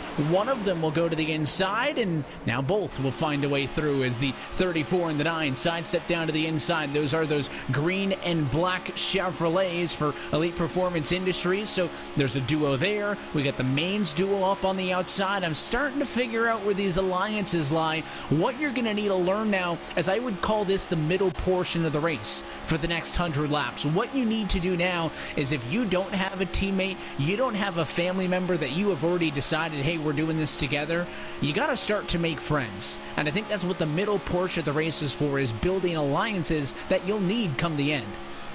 Absolutely, and I'm just noticing what Tinsley has jumped into our YouTube chat. Clearly, he is very, very relaxed behind the wheel of that race car right now. He knows that maybe we're not going to see as much aggression. He knows that he's leading this race, led the most laps of the race as well. Clearly, very comfortable with how his race car is handling as well.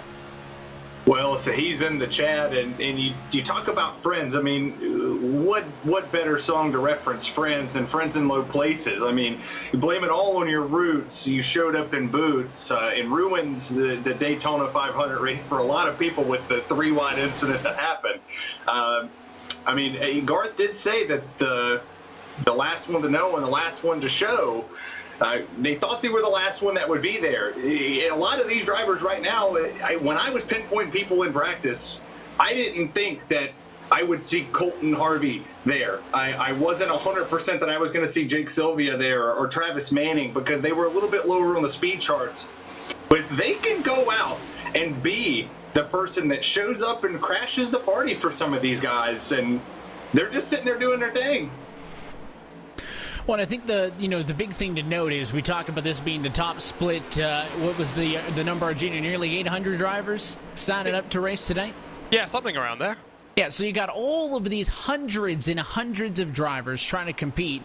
And these are the very best, right? The very top, and you wonder, how high are they? Is a little bit of 3-wide there with the lapped cars holding the bottom. They bubbled into the wall. There was a definite car that ran himself up into the wall, coming through on the lap traffic. You can see the Hornets, and they're sweeping down out of turn 4 there. Sorry, Evan.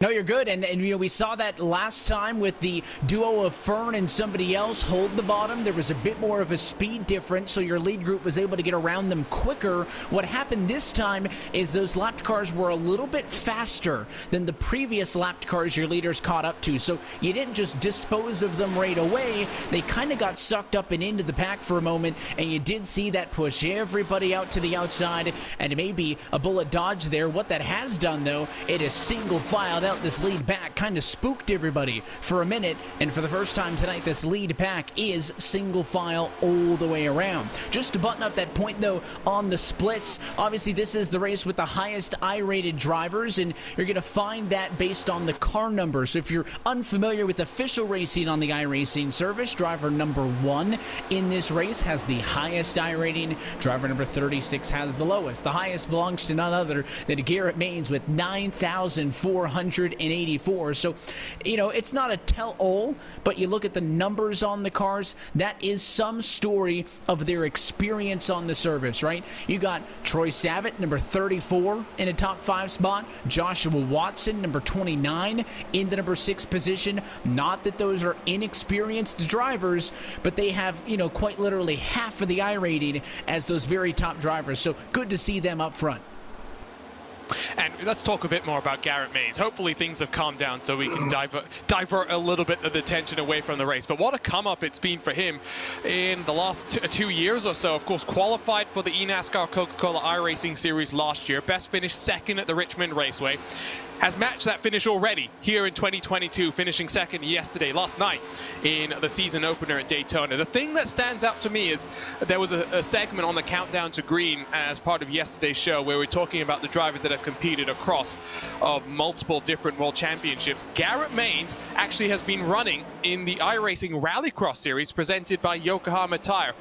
Was one of the most improved drivers in 2020. Went from outside of he was 25th or something in the 2019 championship, then finished 10th in 2020. Managed to get onto the podium last year, but with that split focus, didn't get the results that maybe he deserved. Ultimately, though, now we're seeing that focus on NASCAR as part of Elliott Sadler Esports really start to pay off. And I really think, Terry, this is the year where we see Garrett Maines take a victory in the Coca-Cola Series. No, absolutely. And like real NASCAR, when you think about it, when they finally break through and get that first win, think of what Chase Elliott did. Chase Elliott breaks through, gets a win in Watkins Glen, tears through, wins the championship. I really think that watching the body of work that Garrett Maines has put in and having a guy like Elliott Sadler in your ear that can kind of coach you through things, that can tell you what it's like to be in a pressure cooker situation, That's a big positive for him, and he's had a lot of heartbreak here so far, and that only teaches you in the racing world, whether it's broadcasting or racing. If you have a heartbreak, you have something out there. No, I'm not talking about a country song, but for him, he's finished second twice. Now he runs second. He knows what not to do. He knows where to be on that last lap. Like, he wants to be second. He was second on Sunday. He was second on last night. And one of those, he managed to be just not the best thing for him. He's taken a lot of flack for it, but look at him right now. He's calm, cool, and collective, and to have a family member behind him that he trusts and says, pull out when I do, move when I move, and they're going to do it. And they can team up and take this lead from Wyatt, I believe, anytime that they want.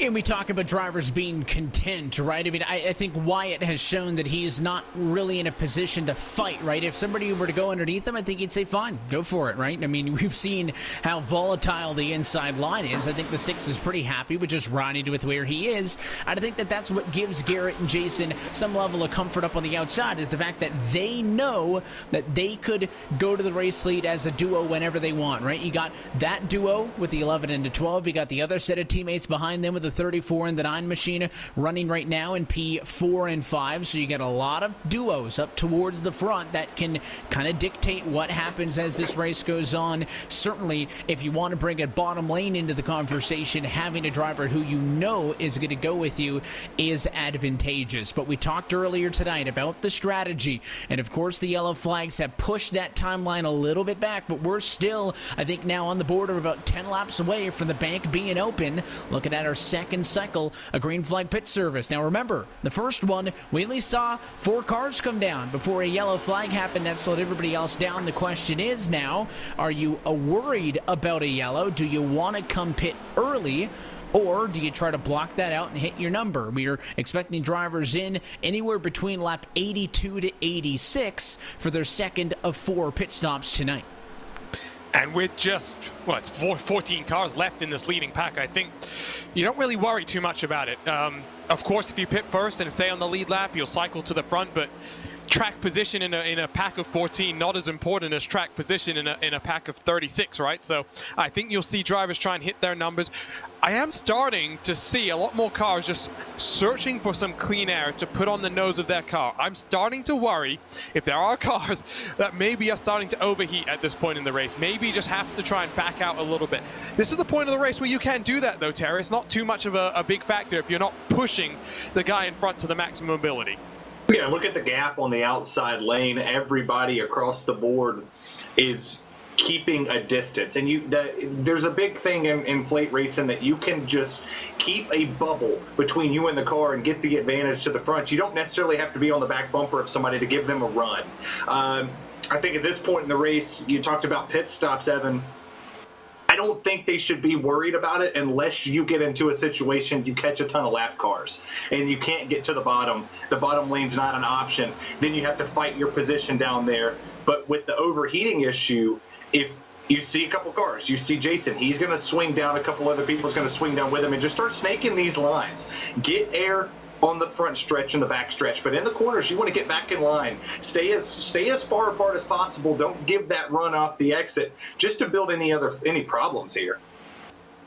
This is all these things that are running through these drivers' heads. And listen, at the end of the day, you can do whatever you want. You can go out there, race super aggressively if you want. If you want to, be that agent of chaos and be the aggressive one, be the instigator, feel free. Everybody's got the same means to an end, and that is, of course, trying to get to the end of this race. You can see your lead pack is about 17 cars strong. There's certainly more than that on the lead lap, but there's about a half a dozen, some 38 seconds behind your leaders. That includes Sylvia, Hixadabaugh, Pastor, Woody, Delaney, and Manning way down the running order. So they'll actually be at risk of getting lapped here in a couple of laps' time. That backpack is running about on par with your race leaders. So if they can keep that up, they'd actually be pretty safe. But as far as the leaders, for the moment, inline riding. But last time we were at this same point, 6 or so laps away from pit stops, we started to see drivers jockey it up,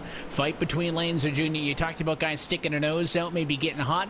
I think they're starting to stick a nose out, trying to gauge if they win, who else would go with them. I think some drivers trying to see if they'd have any support. That's where the advantage comes over the fact that you could talk to everybody here in your iRacing session, whereas in the real world you might have the manufacturer alliances to go hand in hand with the team alliances, but there's only so much communication between the different teams. Here you can just dial yourself up on the radio, say I'm coming in lap 80 for example, and see who else is going to come with you. It does make it easier. I saw a question, by the way, in the YouTube chat. What's the difference between the race yesterday for eNASCAR and this race? First, this is not a race for $300,000. This is for bragging rights. This is for the right to call yourself a Daytona 500 winner. The other thing to note is, again, it's a season-long championship. Anyone can come and enter. A couple of cars pulling down low. Are we going to see Wyatt Tinsley drop back in the pack, or is he going to come down and pit in the next couple of laps? Interesting call there. Very interesting call. You have to think that the lead car burns the most fuel. So if he drops to the back of this pack and he's able to just get the draft, sit back, kind of understand what his car is going to feel in traffic. He hasn't really had to feel that today. He's been leading for the majority of the race. I saw Garrett jump down there for a second. He worked back up in front of Jason. Now you have this line still again, and now you're going to see the 6 is going to find his way into the very back of this pack, which is huge. You get in front of the 25. But when do they pit? We're coming up on that time, 82 to 86. This would be fun. And Stephen Bowen, appreciate it. How are you? Glad you joined RaceSpot today. Yeah, thanks everybody for joining us, and we'll get back to that question in more detail, of course, on what is this iRacing Daytona 500. We'll talk about the NASCAR iRacing Series and where this compares in the ladder to the eNASCAR Coca-Cola iRacing Series. But Arjuna, I don't want to dive too deep into it before these pit stops kick off, so we'll wait and see what the strategy is, and then we'll cycle back to that, because there is a lot of crossover drivers in the race here tonight that if you joined us last night for the Coke Series race, you are certainly recognizing. And first and foremost, of course, Garrett Means leading this race right now after that strange move, I would say, by Wyatt Tinsley to go to the bottom. I spent all night talking about how Wyatt's chill up on the outside. He's comfortable being on the outermost lane, and then he just pulled down to the bottom and dropped back to 12th. So Garrett Means maybe paid him off to lead some laps. I don't know, but he did certainly cycle back, and that puts the one car in control. And again, at any point now, you could pit to get to the end of this race. But again, drivers were last on pit road only 29 or so laps ago, so they certainly can go further than that original lap 80 hard marker that we referenced earlier in the night, just because the way the yellows have fallen tonight have pushed that window back a little bit by little bit. You certainly could pit now, but these drivers do have at maximum 10 more laps to play with. I don't think they're going to go all the way to the end, but certainly there is a broad window now on the strategy. Are we calling that a commentator's curse? Are we blaming Evan for Wyatt Tinsley dropping back? I don't think so, but it is at that point where maybe we'll see the cars come down. But we're only 20, 30 laps into the stint, so I wouldn't be entirely shocked if we might not even be looking at pit stops now for 10 odd laps or so, given the trends that we've kind of seen so far this week and so far in the past as well. Those two Junkos Esports cars getting a little bit separated as they try and be a little bit aggressive on the push. The lead pack again is only 14 cars. The lap times have dropped off. The fastest that we've been going in this race was mid 46s, 46.6, 46.7, somewhere in that bracket. Now we're doing 47.8s. Just an indication of how much we've dialed back the pace because all these cars have fallen by the wayside. Well, and yeah, you talk about falling by the wayside. They've lost the turbulence that was really going on with these cars. You lost the big run ability.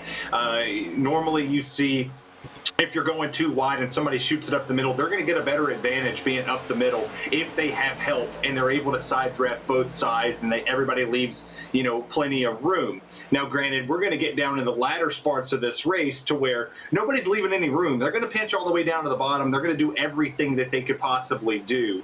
So it's going to get hairy, and I think pit stops are very close to happening. I would see them stretching this a little bit further than what we normally would see. I think we're going to go all the way out past that window of 86 just to be safe, and then everybody's going to work together and all come down as a giant group. Nobody's going to want to split up here.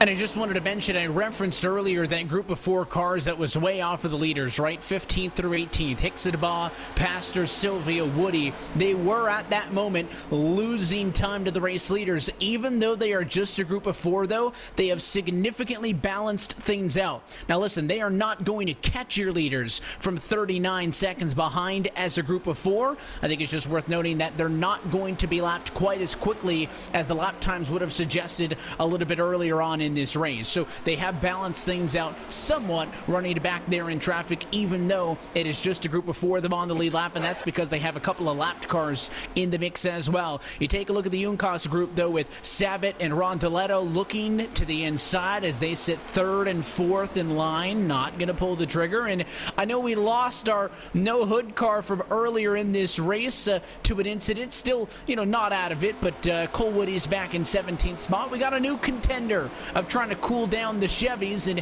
it's the 29 of Joshua Watson, 5th in line on the outside. No hood. He's also got some pretty substantial back-end damage, so he's been through the ringer tonight, and there's the onboard look at him. Plenty of airflow to that souped-up Chevy engine.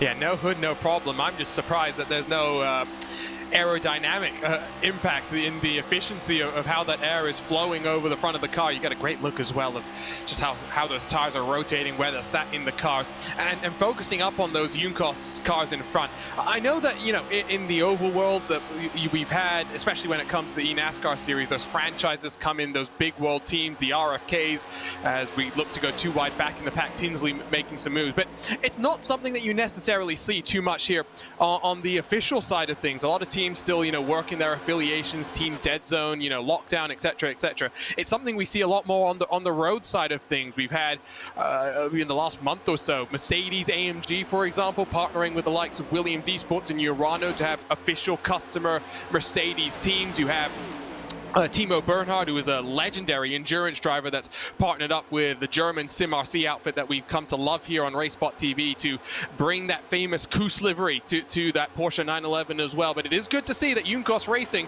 making steps across of the sim world, and we'll see them in real-world competition this year with Callum Ilott behind the wheel of the Dallara IR18.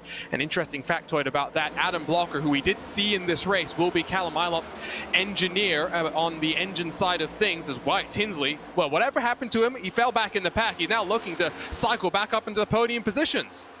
He turned the jet fuel on back there. No reference to Juan Montoya's jet issue there, or Michael Watrop's jet fuel incident, but he's on a mission. He's on a mission to come back to the front. He's got the 18 all right behind him. Seeing a little bit of separation on the outside, but the low line just 2-car tandeming. Trying to take it back to the days of the car of tomorrow, when you can actually just 2 cars be faster than one.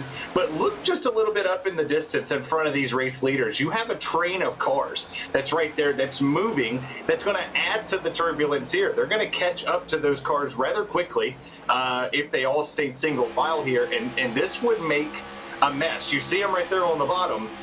Now it's going to be, well, where do we go? Do we go to the bottom to go pit? Or do we stay up top trying to get around him here as we look right here with Colton Harvey, an old Florida native? I wonder, Evan, if he's caught a gator yet. I'll tell you what, he's trying to catch an iRacing Daytona 500 win tonight, but it's not working on the bottom. So if he's looking for a gator, he might have to go to the lake in the infield right now, because he put all his eggs in the basket with the 6 machine there, a Wyatt Tinsley, and it's just those 2. I mean, there is nobody else willing to work, and now look up front. The mains is going to step down to the inside, and, well, just like that, now the bottom's the place to be, because here we go. Everybody looking for the double yellow line. It has been some 37 laps since all of these cars came to pit road under the caution flag for their first bit of full fuel service of the night. And I have to believe, with the way the 1 and the 12 went first and everybody followed, they either got to be coming in this lap or very soon. I think they're also just trying to get the draft from those cars in front of them. It's probably about a second, 2 seconds up the road to a train of almost 10-odd cars that you see there, and there is that Hornet's Nest in front. No one coming down this time by, and now they'll go to the outside with that momentum and try and put some laps on those cars in front. Yeah, and that was textbook right there from Garrett Maines. Those drivers go down there, was able to catch them faster. They picked up the speed just a tad bit. The back end of the field lifted it. Now they're going to get to the outside. They're going to do what they got to do. And as they go up here, they'll make it. We'll go side by side again, but this time it's putting people a lap down. So now the question is, Evan, is when do these drivers want to get to the bottom? When do they want to come and pit? And how courteous are these lap down cars going to be? There's a lot of damaged cars. Are they going to be courteous? Are they going to mix it up with the leaders here to come down pit lane for what is inevitably going to be green flag pit stops? Well, this is the group I was talking about, right? They had balanced things out, but it has really fallen apart in the last few laps. That's why they got caught, and you could clearly see why. When our leaders got to them, there was no organization. Would it be polite to pull out of the way? Sure. Would it be a smart strategic move? No. And that's why those cars held the bottom, right? If they go to the outside, it's going to be much easier for the faster lead group to pass them underneath. However, if you hold the bottom, everybody else is going to scrub speed going to the outside, and you're basically trying to get absorbed into this lead pack. Now, they're not going to stay on the lead lap. They got passed up by Maines. They're getting passed up by, Sabat and Rondeletto. Those drivers have been able to get around, but they're just trying to blend in to the tail of this lead pack, stay within striking distance, and really, I think, fight for a lucky dog spot. Now they've got some clean air in front, and now you're seeing them committed to the bottom. 40-odd laps into the run. Maybe this is that magic number 40. We've extended past lap 90. Might see these cars in this time by. Yeah, I'm expecting to see cars come in. You saw them take the low side once more, and they kind of balanced out here. You're starting to see people with the lap down cars.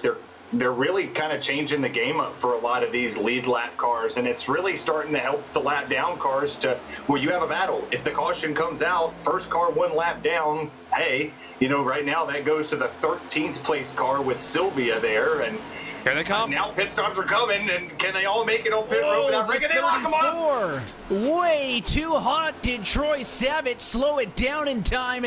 He went from third position to 3 car lengths in the lead, but he missed his box. A huge mistake for the 34 entry. So Troy Sabat's going to lose a ton of time here, and who that really is going to hurt is his teammate who he had been working with for so long, of Octavio Rondeletto, who's going to be all on his own when they cycle back out of pit lane. But it was the Mainses who brought us down first. It was clean in and out for the one Chevrolet, and as these 9 cars or so will all cycle back and off of the pit lane, Garrett Maines first off, Wyatt Tinsley second, and Jason Maines, a little bit slow, will get passed up by Justin Levine. So a little bit discombobulated on exit. Certainly could have been a lot worse on entry, but I think in the end, mission accomplished. Most of the drivers stay with the lead pack.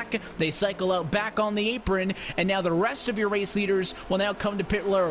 So Alan Balancino, Tyler Justice, Joseph also down pit road, and just like that, pit cycle going to be completed in the blink of an eye. A couple of stragglers to the rear now in, Pastors in, Atchison in, Mann in, all those drivers who had just gotten lapped, and now we'll find out who cycles through to the race lead. The guys on the bottom of the screen or the cars who just pitted this lap who you saw up top. I would give my money to Garrett Maines and company because this group here is already building their momentum back up, but they'll find them somewhere in turn 2.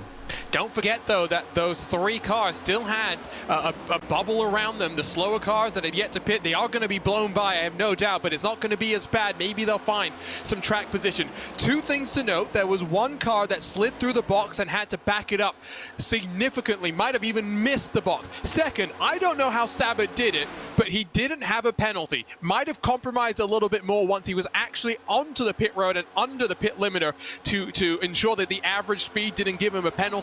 But he did not get one. He's managed to stay in this leading pack, and that is crucial. Wyatt Tinsley is back to the front.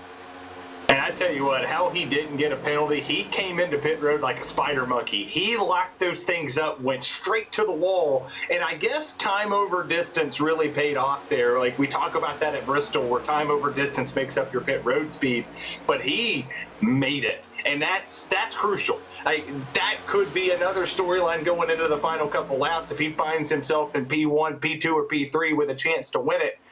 there's your spot. That's your winning moment. We go back to that when lap 93 skids it to pit road, makes it. But what's crazy is you see the blimp shot behind here and the pack of cars that's leading this, the top 6 or top 5 sitting in this pack, but just behind them, you see those 2 scragglers. And then you're starting to see more people make it up there. That's crucial, is you want to stay within the pack. There's a race within the race, and they're having a race to stay in this race right now because it's survival mode.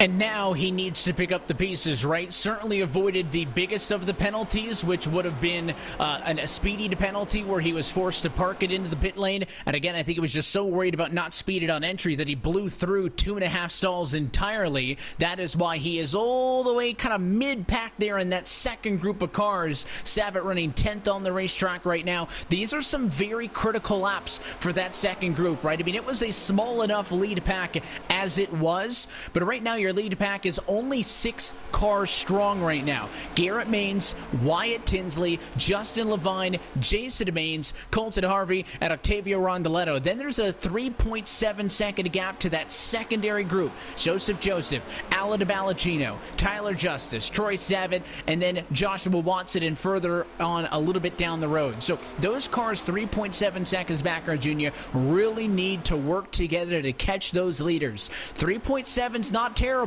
but look on the left-hand side of your screen. It's closer to 4, so it is continuing to push and push and push, and if that gets to 5, to 6, to 7, then you start to get in the danger zone. So 4 is not the end-all be-all, but it is dangerously close to being there. Let's take a look at what happened on that pit entry, just how to the limit it was. Riding on board with the Junkos Esports car, and look, Maines gives him the space. That is crucial. And you see him get a little bit out of sorts on entry, and he's already blown past his box, I think, at that point in time. That was as close to a risk as you want to take. Focusing back on what we were talking about, what you were talking about, Evan, with the gap. It's already opened up. It's 4 seconds. Last time by, they were half a second slower than the lead pack. We have seen in this race packs close up and cars manage to close the gaps that develop. But I don't know if we're going to see that this time, because those top 6, they have been strong throughout since that second caution, that big one that we saw. They've been the cars at the front. That second group of cars, they've got some work to do. In this top 5 right here that has separated by 5 seconds now, as long as they stay organized, nobody's really going to catch them. I know people are probably going to go in the chat, well, the back has more people, but the back also is filled with people who have damage in it. The speed's not really there, and aerodynamics aren't a big thing, but it's going to take a lot more to catch the guys as they're progressively just widening the gap here. It's now 5.3 seconds is going to separate the top 5 from that 6th place position. This is going to be it. If we can stay green, this is it. And that's the key, is I think these drivers in the lead pack need to realize, hey, we are in a really good spot right now. It is basically a 6-car race for the win now. However, there's probably 18, 19 race cars that could win this race still on track. Just they're 5 seconds back in the second group. A couple of them are nearly a lap down. You got 5 of them a lap down, right? So there are cars in this race that, given the right opportunity, could get back into the conversation. The concern is for the leaders. Yeah, the 6 of us can agree to take it easy. Will the rest of the field fall in line and take it easy as well? That is the key for them to be able to try to fight this one out and race for an iRacing Daytona 500 championship on their own. This time by 100 laps down, 100 laps to go. We're halfway home in the iRacing Daytona 500. Plenty more to come on RaceSpotTV.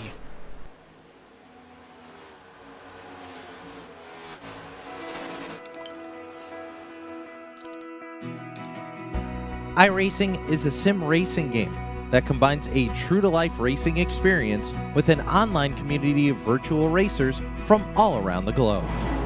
iRacing offers a multitude of officially licensed cars and tracks, laser scanned with millimeter accuracy.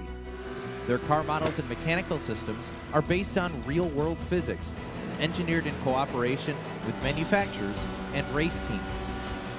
Their skill license system ranges from rookie to pro, ensuring members are always pitted against those with similar skill sets. Members are able to sign up for a weekly race series, compete in time trials, host a private race with friends, and participate in racing leagues created and run by the community. With over 170,000 members, iRacing works in partnership with renowned motorsports organizations like NASCAR to deliver virtual races based on the real-life NASCAR Cup Series, as well as many other series on the NASCAR ladder. iRacing also features team racing, providing a variety of options for members to create and manage their own teams. Race with friends or real-world teammates in full-length endurance events like the 24 Hours of Daytona, Spa 24, or the Bathurst 12 Hour. Additional partners include IMSA, World of Outlaws, Supercars, and IndyCar, allowing members to race in their very own Indianapolis 500, Bathurst 1000, Chili Bowl, and many more iconic events. This is iRacing, delivering the most authentic racing experience short of getting into a real race car. Sign up today at iRacing.com.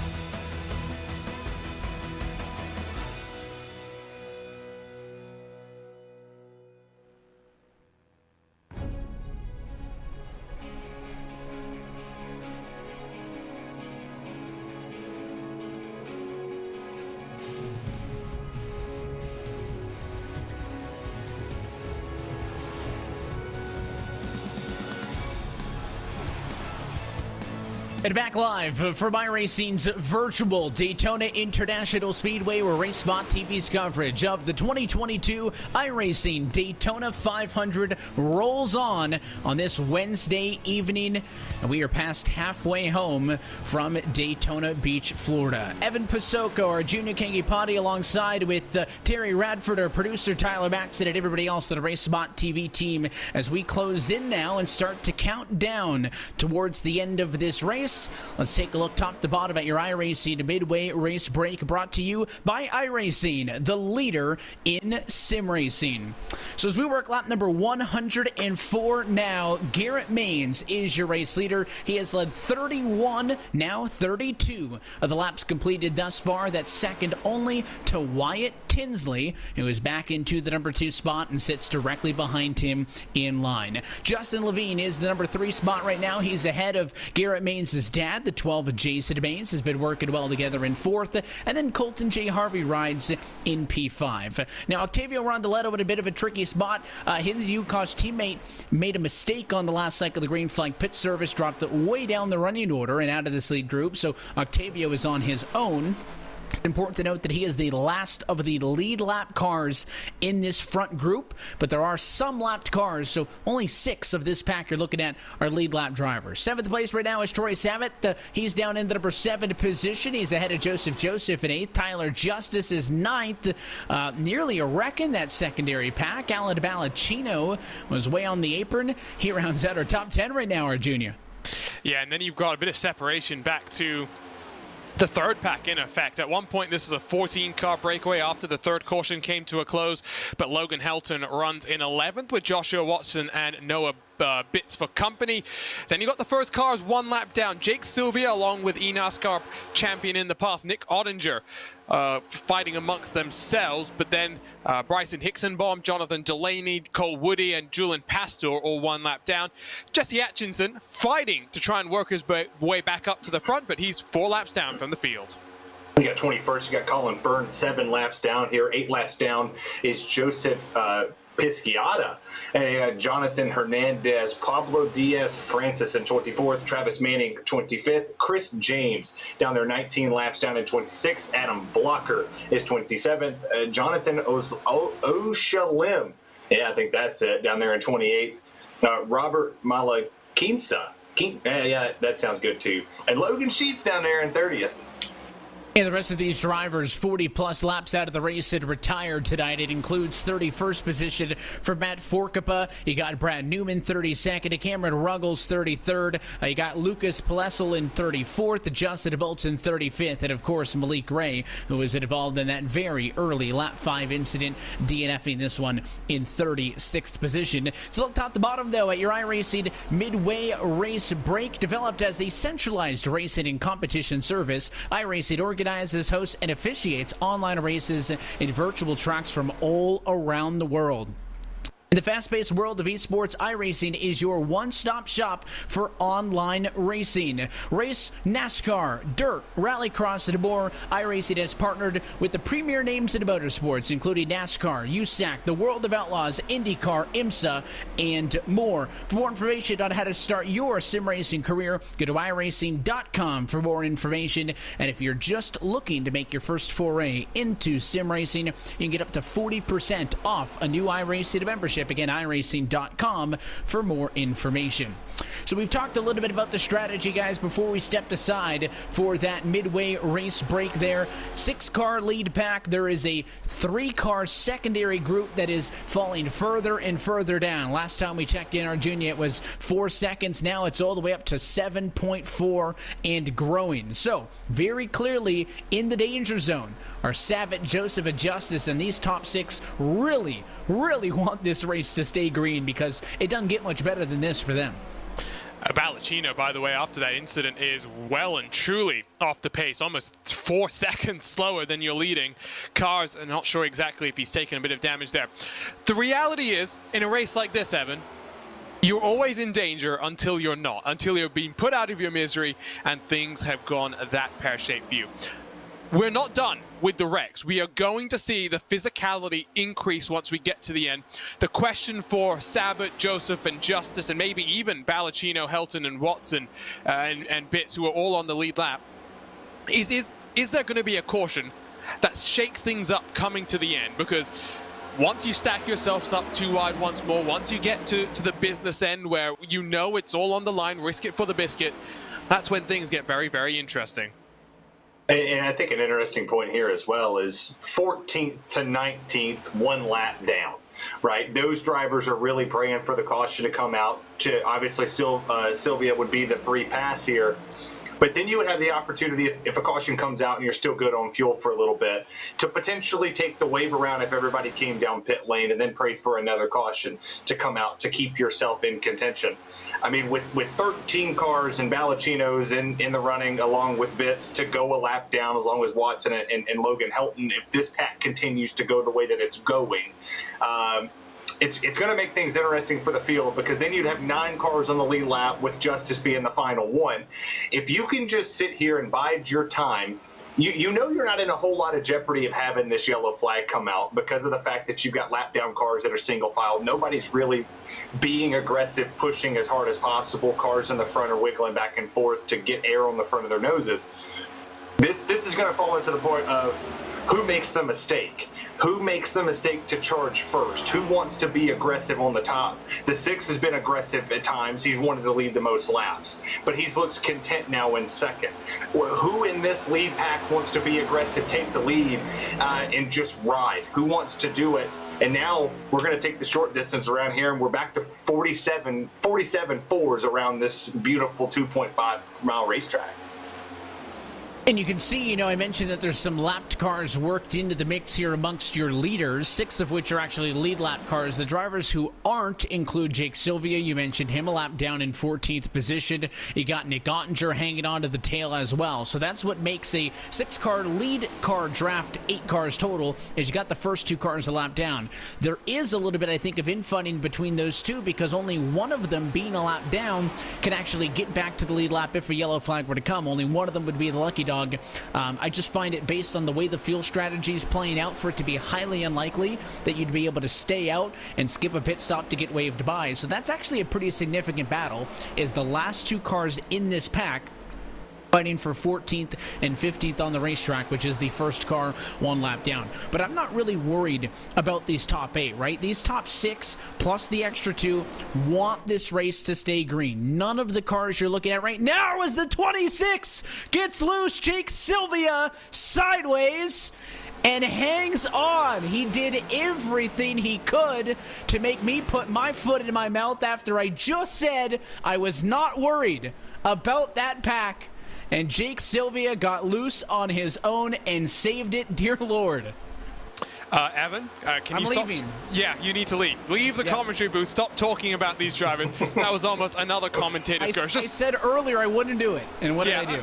But watch there. It was all by himself. No contact, no nothing. Just the car gets loose. We've been talking about how loose is fast in these next-gen cars, especially here on the high banks of Daytona. And I think that's probably the 4th or 5th incident where we've seen a car slinging down low, and because even if Sylvia had crashed, we wouldn't have seen the caution, because the way the new iRacing automated race control works, this was an update that we had midway through 2021, is if the car is on the inside, out of harm's way from those cars that are coming on further behind, caution won't fly. So that's one thing to note.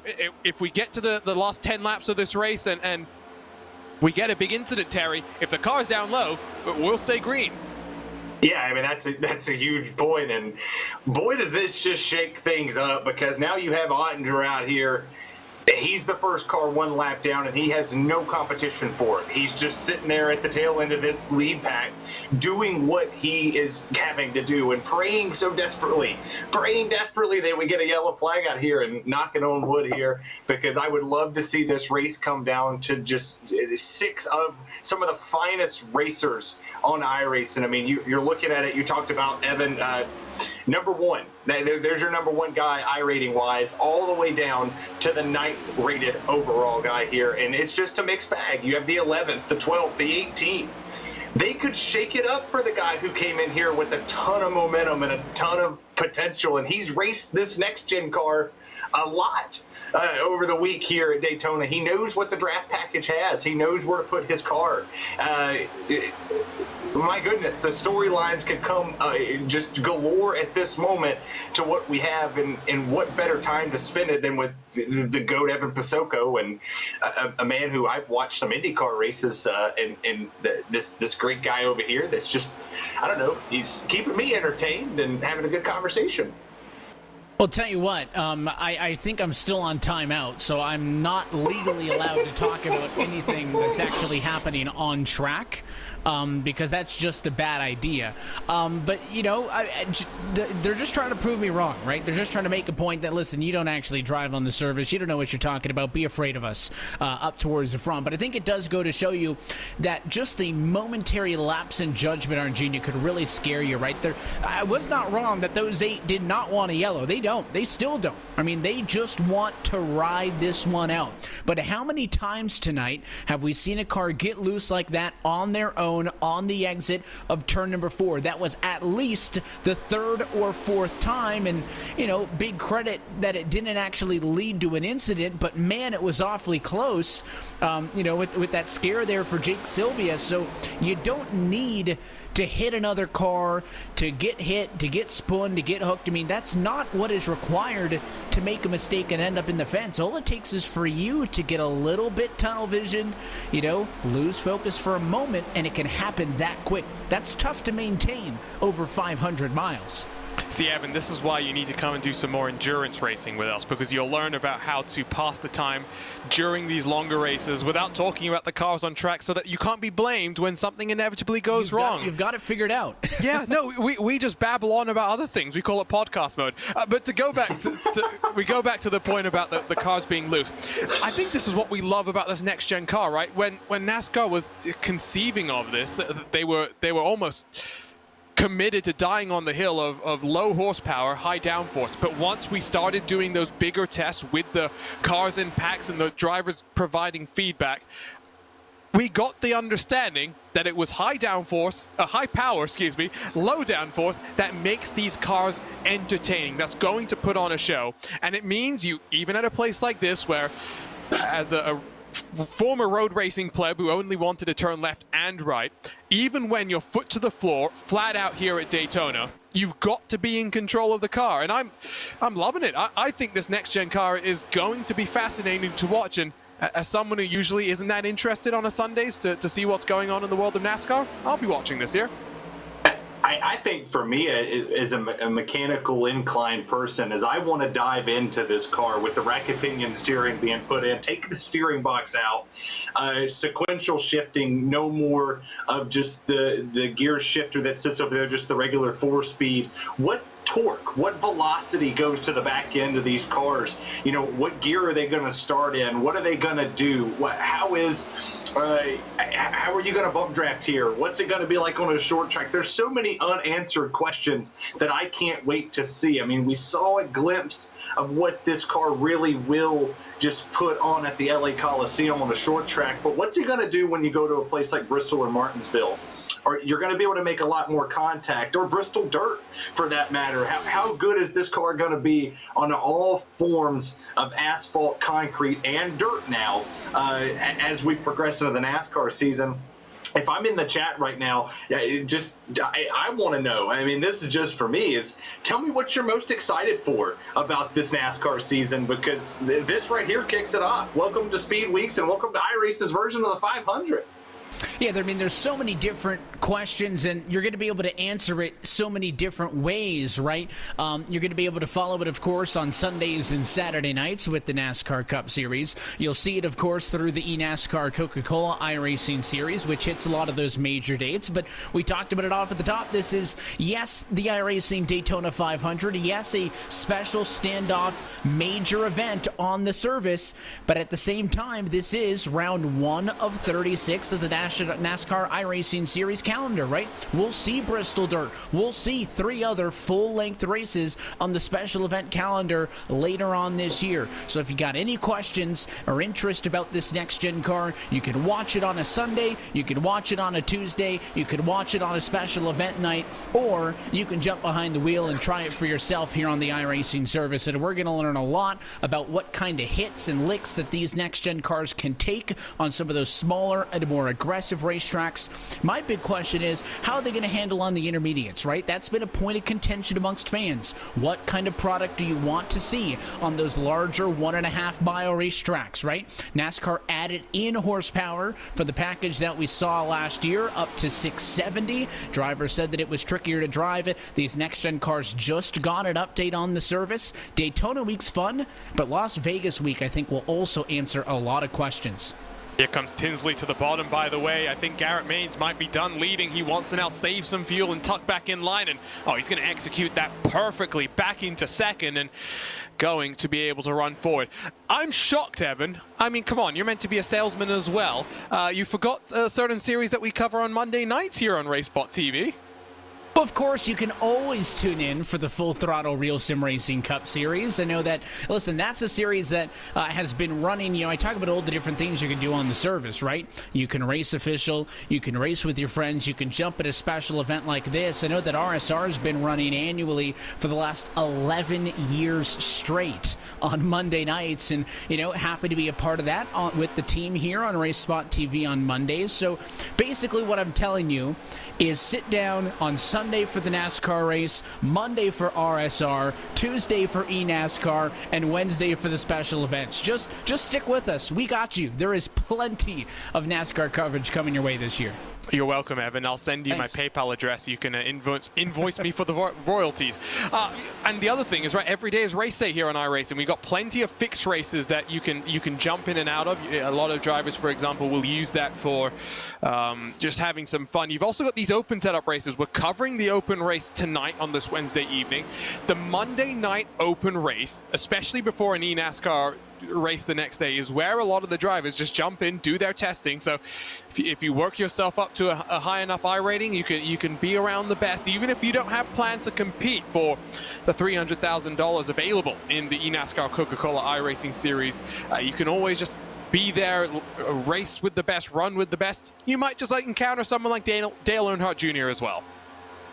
And I tell you, I use myself as an example when people talk about the amazing world of iRacing. Is A year ago today, I was sitting in a snowy Korea as the plane lands, and no, the President of the United States is not on that plane to give the command to start engines. It would be cool to have our President give us the command to start one of these races, aka tweet out there, and let's get that trending on Twitter. But, you know, for me, a year ago, I'm sitting in a snowy Korea, and now here I am. It's Daytona. It's Daytona, and I'm calling a race with two very talented broadcasters, and that all started just by getting on iRacing. So if you find yourself in one of these positions to come out here, you might not be the best racer in the world like me. I got the driving line on as I'm watching it on my other monitor, and I know a driving line at Daytona don't seem too smart, but, well, I lived in Bama, so it happens. And now here I am calling arguably one of the biggest races iRacing puts on in the season, and hopefully I'm around for a couple more of these big special events. Well, we're happy that you're a part of our talented team that includes you, Arjunia, Tyler, and then I'm the extra one of the, you mentioned two, so I must be the third. I'm just glad that we can check the plane shot off of our bingo. I'm a big fan of bingo boards.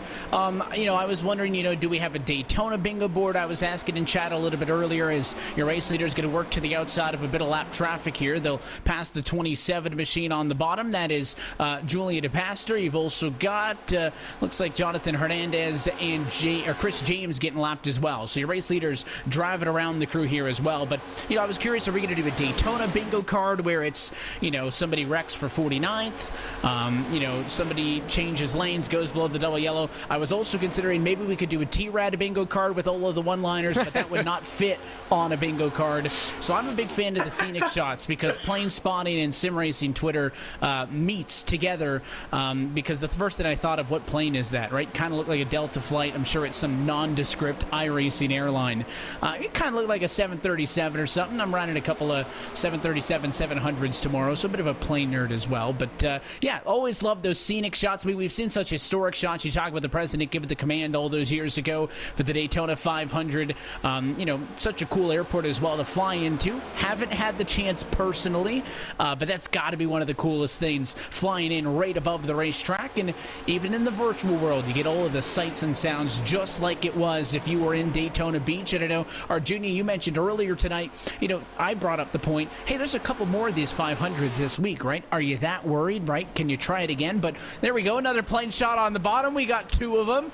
My question is, you know, a lot of drivers probably going to Daytona, as you brought up, so maybe they're scoping out their seats, finding the concessions, picking out their gate at the airport while they're here in the sim. You can also, you know, if you're in virtual reality, jump in, find where you're sitting on the track and see what that experience is going to be like. I've done that for the planes taking off too, so headed back home to pick up some more race fans. I did that last year to go to the NASCAR Championship race in Phoenix. I'd only gone the year previous. I didn't really know the lay of the land. I went on iRacing, floated around, found my seat, watched a race, just like the real deal. Well, I'm going to blow your mind here, Evan, because I know you say you're a plane fanatic. So I'm going to blow your mind and also disappoint you in some ways. iRacing, the world's premier motorsport simulator. You know what it's not? A great flight simulator. There was this great thread, this fantastic thread on Reddit, which I mentioned during the iRacing Daytona 24, and we had the person who wrote that thread come in and say, well, that's me I'm talking about. But as we see pit stops underway, so we'll continue with this point because pit stops are interesting. Tinsley's going to go hot into the box, but should be okay. Pit stops are interesting. This thread was even more interesting. You're right, the plane is modeled after a 737, a Delta 737 in reality, which has an approach speed of about 140 odd knots. However, on approach to iRacing's Daytona Beach Airport, the plane reaches almost 2,000 miles an hour. Not just that, but if you go and look at the approach that the plane is actually taking, is not at all realistic. Not at all realistic. So iRacing, the world's best motorsport simulator, it's not a great flight simulator, it turns out. I wish my flights went at about 2,000 miles an hour, because right now I'm doing short stuff to the West Coast. My flight tomorrow is like 45 minutes to Santa Ana, California. When I'm flying to like Jacksonville from Vegas later this year, or Miami, I got some long 5+ hour flights going through Washington. So I would love the iRacing plane to get me there. And I know the approach doesn't look that realistic, but when I tinker with some of the other simulators on the PC world, Terry. That's kind of how it looks when I land a plane on Flight Sim, which is why I spend more time on iRacing, because I'm not that smooth on approach either. You guys are sitting over here talking about airplanes. I'm just playing Gary Allen in my head, man, and big country music fan. And he was watching airplanes, and we were too, take off and fly away. But Tinsley got the penalty there. That's huge. Speeding, I would assume. He locked him up coming into pit lane. But, you know, we're sitting here talking awesome airplanes. I actually had the great distinction in the military to ride on some really cool stuff. You know, I got on a Black Hawk. I got in a Chinook. I was able to go around and feel it. And for a guy who's terrified of heights and to rappel out of one of those things, I'm telling you, I was one-liner approaching here. I was shakier than a phone book in a dryer, and it just had no idea what I was doing. I felt like Eminem. My palms were sweaty, knees weak, everything just was awful. And when I finally got to the ground, I had realized that I lost my boot. In the whole process, I had ripped the boot off of my foot and didn't even know that I had lost it. Like, I was so scared and shaken that I looked down at somebody and go, "Hey, you're missing a boot." And I had a 3rd-degree burn, a rope burn on my leg from just sliding down this rope because I was terrified. So I don't get on many planes in my life. I'm a 4-wheel kind of guy. I try to enjoy them because otherwise I think it would just drive me crazy. You do a lot of flying. It is a bit much. I will say, though, I have one, you know, like, I'm not a big bucket list guy. I've got maybe 2. One is to either ride or do one of the NASCAR driving experiences at Daytona, because it's Daytona. The other would be a ride along with the Thunderbirds, because the Thunderbirds are based locally here in Vegas. We see them all the time because they'll do some flyovers over the strip coming home from air shows throughout the year. So ride or drive a stock car and ride with the Thunderbirds is very easily the bucket list for me. It's not a long one, probably won't happen, but that is very clearly 1 and 2. One thing you're noticing, of course, through that pit cycle is we're missing Wyatt Tinsley. We mentioned the issue he had coming out of the pit lane. He overcooked it, locked up the tires, and sped on entry to pit road, then as well missed his pit stall. So he lost a ton of time, and what it has done, it has further compacted the race lead pack now down to just 4 lead lap cars. Now, it's not just 4 cars. You can see there's more in there. This is a big advantage for that secondary pack, right? Tyler Justice, Troy Savage, Joseph, they were some 7 seconds back now. Arjuna, because the lead pack has gotten more lappers in it and they lost a car, there may be hope for that second group of race cars if they can pull it together here in this run to the end of the race. We still have 1 more green flag pit stop to get to the end, but that's been a pretty important change there through the pit cycle, is with the subtraction there of the dominant Wyatt Tinsley. It may breathe some life into that secondary group of race cars. We'll wait and see. The gaps come down slightly, but these guys up front, they've got company. The cars that are a lap down don't have too much damage either, so they are going decently fast. I'd be shocked as Rondeletto is going to actually try and make a pass for the lead. He's going to stack himself to the inside, follow the 5 cars in front, and Maines and Rondeletto will be side by side. But Maines has that momentum, and Maines is going. You're talking about flying. Tinsley was flying on pit entry, but he was unable to do what we saw from Sabat earlier in the race, which was back it down after you've crossed the line, after you're meant to be at pit road, to get the average where it needs to be. That's fascinating to me and gives you the indication that maybe Sabat just thinking ahead that little bit more. And I'm curious to see, because right now you're watching Wyatt actually get in front of the leaders to keep himself in a position to stay on the lead lap, as Garrett Maines is having nothing of that. He's going to drop down to the bottom, and now everybody else is going to follow suit, take the top 3, move them past him, and he's going to go a lap down, and he's going to get passed by everybody here. I was curious to see, like, if he was going, Garrett was going to let the 6 stay there, because he has been competitive, but I should have thought in the back of my mind somewhere that you're not going to let a competitive guy stay on the lead lap. You're going to do your hardest to get them off that lead lap, and now it's going to drop him to, I do believe, that would actually drop him to the third, fourth car 1 lap down here. So a little bit of work, because nobody's going to work with Tinsley just because he's going to have to hope that second pack catches, and now has grown to back to 5 seconds here. So big pack ensuing, and 4 cars for the win.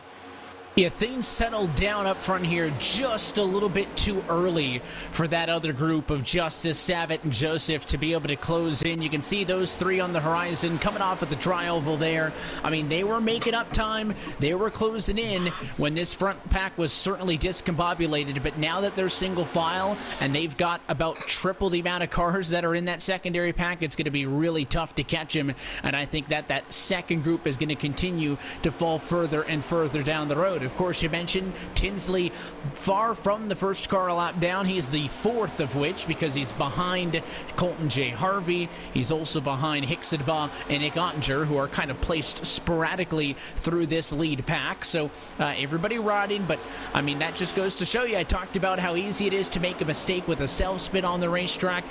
There was somebody at each point as a couple of cars leave pit road there on the inside. That's Jesse Atchison and somebody else blended out. Cole Woody also going to rejoin the racing surface, but I mainly mentioned it in terms of someone getting loose on track, making some sort of mistake. Pit lane entry's tough, man, and I know that you're only going to have to nail it 4 times in the race, but you push it like that, and you know, I think it was a very dominant night for Tinsley. That last lap, a changing of the guard, because Garrett Maines has now led 59 laps to Wyatt Tinsley's 58, and to being a lap down, I don't know if Tinsley is going to lead anymore. He's going to need some luck to get himself back onto the lead lap and into contention for the win in this Daytona 500. He'll need some luck or a big crash, one of the two. It's the way that the coin will go at this point in time. And, you know, maybe he can be a bit more aggressive at this point. You see, as they're going too wide, maybe he can try and force the issue. And I don't want to say he wants to force the caution, but he wants to try and get this pack thinking a bit more aggressively as we start coming to 50 to go, 40 to go, 30 to go. Maybe that's the approach that we'll see from him. And kind of going back to the point that you were mentioning about execution and pit road, you only have to do it 4 times. You only have to mess up once to put yourself out of contention. I remember Daytona 24 a couple of years ago, which I was running. I put it in the top 3 in qualifying. I then led most of the first hour, but because I was running in the GT category, which meant that the pit boxes were at the very start of pit lane, as opposed to the prototypes where I usually run, where they're down at the end of pit lane, I came into pit lane, looked for my box, and realized I had blown past it and couldn't reverse without getting disqualified. It's as simple as that. You make a mistake and you're out of the mix immediately. It's just how it goes. Simple. It's easier said than done. Working on pit lane and getting things right. So these drivers have a bit of pressure. One final stop, it's the money one. Well, and you saw what happened there with Nick Ottinger. He actually took the lead of the lap down cars, and I'm not saying the impossible is not going to happen. Is you see where Tinsley is, and you see where the other lap down cars are sitting on the tail end of this 4-car train for the lead. If those guys were to team up with just a little bit of damage, I think they have an opportunity to potentially get up there. They're obviously going to take it too wide when the leaders catch this lap traffic in front of them, to potentially make a run for this and unlap yourself and just play spoiler to the leaders. You could help the second pack catch up from their 8.6 second gap. It would potentially bring the field closer. It might bring the caution as you see another 2-wide battle back here. People trying to jump out of line and position yourself as the first car 1 lap down, because that's ultimately going to be the only way that Tinsley, and you know what, I'm not going to stop talking. Caution's out. A caution flag at lap number 142 for your race leaders, and this changes everything. It may be an issue, I think, between the 27 and the 4, and let's watch for Julieta Martinez Pastor, the bright orange and red car trying to get down in line. Just it's that staggering that I talk about, right? It was not side by side, it was not bumper to bumper, it was staggered. They really didn't know what lane the 27 was going to be in, and the second that Jesse Atchison tried to commit and went to the bottom is when the 27 came down down a little bit too low, tagged both of them. It collected the 22 of Colin Fern, and that has to be heartbreaking for your top 4, but renewed life for everybody else on the lead lap and within a lap, because this is a whole new ball game now with less than 60 laps to go. And I'll just point out, none of those cars were on the lead lap. They weren't even 1 lap down. So that's going to be even more frustration for the guys up front. But now you cannot make it to the end if you pit here. What will we see? Will we see Maines and company stay out there and try and hold up the likes of Nick Oninger, Colton Harvey, Wyatt Tinsley, etc., etc.? No, looks like a couple might come down in. Wyatt Tinsley might be gaining his lap back here. That was going to be my next question, to see if he actually stays there or if he doesn't. And I would assume that he's going to continuously stay out. There's no sense in pitting just yet. He has an opportunity here to add some renewed life into his situation. So how the tables have turned for this race. It is a whole new race. I was just about to say we're about 25 laps away from the last trip down to the pit lane, and now the strategy is no longer clear-cut, right? We've been talking about 40-lap runs, being able to make it pretty neat on 4 pit stops, and, you know, some have pitted more than others under previous yellows, but we cannot go to the end of this race from this point. Now, drivers are going to all come in, top it off on fuel. There is no shock there. But keep in mind, we are not going to be able to get to lap number 200 from this point. The restart's probably going to clock in somewhere between 56 and 55 laps to go. So that certainly changes things, primarily because you can do a lot with that wide of a fuel window, Arjuna. You can pit as soon as you get to 40 to go, right? In 15 laps or so, you can go all the way, burn this whole fuel run, pit with 15 to go at the end. You could split the middle. I mean, a lot of it's going to come down to our drivers afraid of pitting early and getting caught out by a yellow if they lose the lead lap. I mean, this thing's really wide open, plus the fact that we just tripled the amount of race cars that can realistically win this thing means that this is a whole new race. A race the last 100 laps, none of it matters, because we're going to go back to the craziness, I feel, now as we race into the final quarter.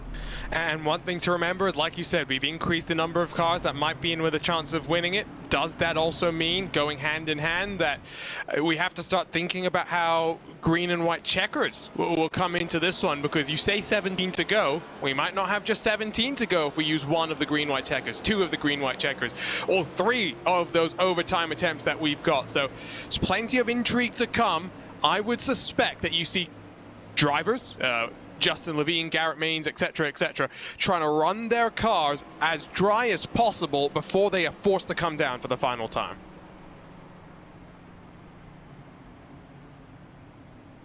Not shocked at all, you know, that drivers are going to want to play it safe in that regard. I think that, you know, you're just worried about the other guy, right? And maybe we'll see a couple of drivers, maybe if it's a lap down group, right? Try to pit a little bit earlier or go all the way to the very end of the fuel run. But unless you get a lot of numbers, I just don't see coming down as a group of 2, coming down as a group of 3, realistic enough to give you an opportunity to win this race. I think you're going to be forced to stick with the group as a whole.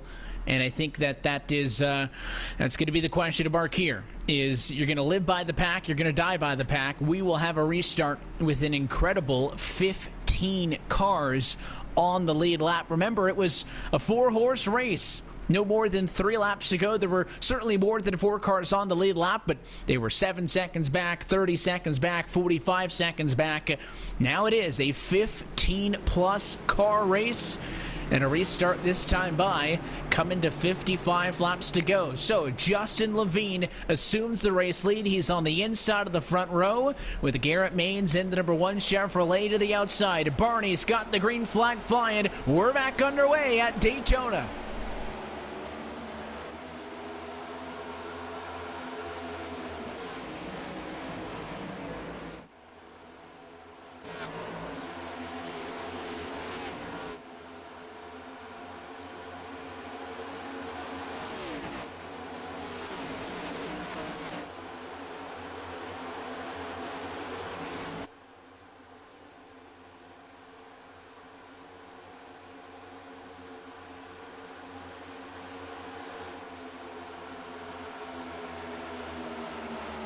It's getting sketchy as they come in towards turn number 3. Good restart initially, but they're 3 wide, 3 deep back in the pack. Again, that's not with your leaders. That's for the cars that have managed to cycle their way back. Nick Ottinger well and truly in the Hornet's nest as we cross the start-finish line, 54 to go. And I don't know how long this is going to last with all of this 3-wide racing behind your leaders. Your top 5 are single file, but it's there on the back where the 2 and 3-wide racing is a major part of the conversation. Will these drivers be able to sort themselves out? They've also got all the advantage to catch up. Here comes the 10 car at Justice. He gets blocked out by the 9. Several cars to the apron. One driver spins as Colton Harvey gets turned, but it's just one. We stay green and race to 3 and 4. The same thing we were mentioning earlier. If you spin down low, you won't necessarily bring out the caution. And for Colton Harvey, who has worked his way back onto the lead lap, that's going to be a disappointment, but that will bring out the yellow flag. Looks like Logan Helton has gone around coming out of turn number 4, and cautions breed cautions. We slow things down once more.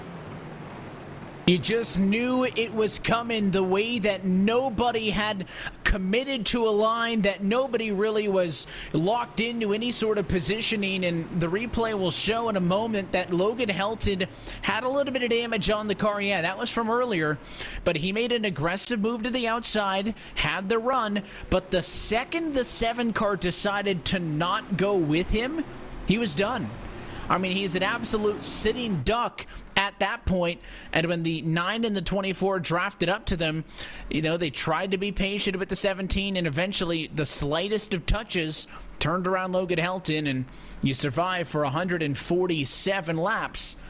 But that's going to be the end, I think, of his Daytona 500. He continues to roll, but that's a little bit more than minor damage on the Nexus Esports Chevrolet. And I mentioned that, you know, at this point we're going into what we saw early in the race, Junior, right? Not a lot of people being patient, people being aggressive. I think it's pretty clear that this is what it's going to be like for the rest of the way home. Here's that first incident on the backstretch where the 18 got turned. And that's Wyatt Tinsley as well, who is now also back in the lead lap, was just being ultra aggressive. And what happens there? One of the Junkos Esports cars, hard to pin any blame this time by. But interesting to see how many cars are going to come down to pit road. I would not be shocked if a couple maybe take a risk here, because 53 to go is maybe asking a little bit too much if you want to try and make it to the end. It is certainly a long way to go to regulation, let alone the prospect, as you mentioned earlier, of going to overtime. But it is going to be a splash to go for everybody. And I think the one car, yes, he did. Garrett Maines snatches the race lead away from the number 11 Machida, Justin Levine. So he's able to get around him. But again, very quick service. Maines 4.7 in the box. Levine 5.1 in the box. I mean, simply just a splash and go on fuel. In theory, if we go green, there is no way these drivers get to the energy. Now, I have to wonder, though, if they're thinking, listen, we're going to have more yellows. We're going to have opportunities to save fuel under those yellows. I think that's the only prospective way that this makes it to the end. But then my question would be, if you're banking on yellows to save, with only 15 cars on the lead lap, why don't you just pit on a later yellow to be certain, right? There is always that chance of overtime, so we'll see how many drivers are willing to commit, but I think everybody on the same page, top it off, get a little bit further, and we'll have to see how the yellows fall to determine if they are going to be able to go to the end or not. So I'm trying to do the math very quickly. Let's say we have 2 more cautions. Now, cautions here are lengthy. There's only so much fuel saving that you could do. I don't think that would be enough to get you to the end, and doesn't even bring into the equation potential overtime attempts. Remember, we have a maximum of 3 of them here in this NASCAR iRacing series. I think for some of the cars further back, it might have been worth the gamble to stay out, have the track position, because I don't want to say you're not going to get involved in a wreck at the front, but you're less likely to be involved in a wreck at the front of this field. So I think there's a risk versus reward to be played. We are seeing a couple of cars, Tyler Justice, Bryson Hicks-Bow, and Wyatt Tinsley coming down to pit. Not sure if that's just for damage, or if because they were already at the back of the queue, they think they can come down, get a little bit more fuel, and be in a decent position from here. Lights out on top of the pace car. We are doubled up and we will try this one again, but plenty of questions remain in terms of the strategy that's going to win somebody an iRacing Daytona 500 in the next hour or so. So they flip-flop on the front row. Garrett Maines now to the inside. That puts Justin Levine to the outside of the racetrack, but not all that concerned about that.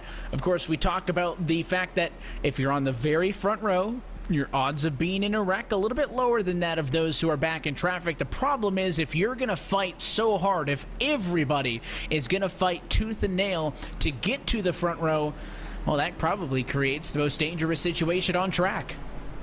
Yeah, and I think now, I said it when that caution flew, cautions breed cautions, right? And now with 16 cars in a position to try and win this race all on the lead lap, surely the intensity, the aggression will just ratchet up, and I have no doubt that we're in for at least one, if not two more cautions from here. Started with 36, just now 18, excuse me. We've got a couple more cars that will actually be back on the lead lap. So really, it's much more wide open than it's been since lap 60 or so here. It certainly is. The pace cars back off it in, this time with just 50 laps to go. Green flag back in the air. It's a good start on the inside. But now again, the question will be, can they keep it clean as they work themselves into turn one? Look at the Hornet's Nest. That's already starting to brew itself up. Everybody's starting to brew up here. I mean, you see the bottom side actually getting momentum, and I fixed my mic, I hope. I don't know technology, but side by side they go. There's new life. There's new energy in this pack. You see 50 laps to go. You have an opportunity now to say that you were the champion of 2022 for Daytona. My goodness, you got the 11 to the outside. Levine, Sabat, he came back, slid on pit road, missed his pit box, sped, and here he finds himself in P2 with a position to win.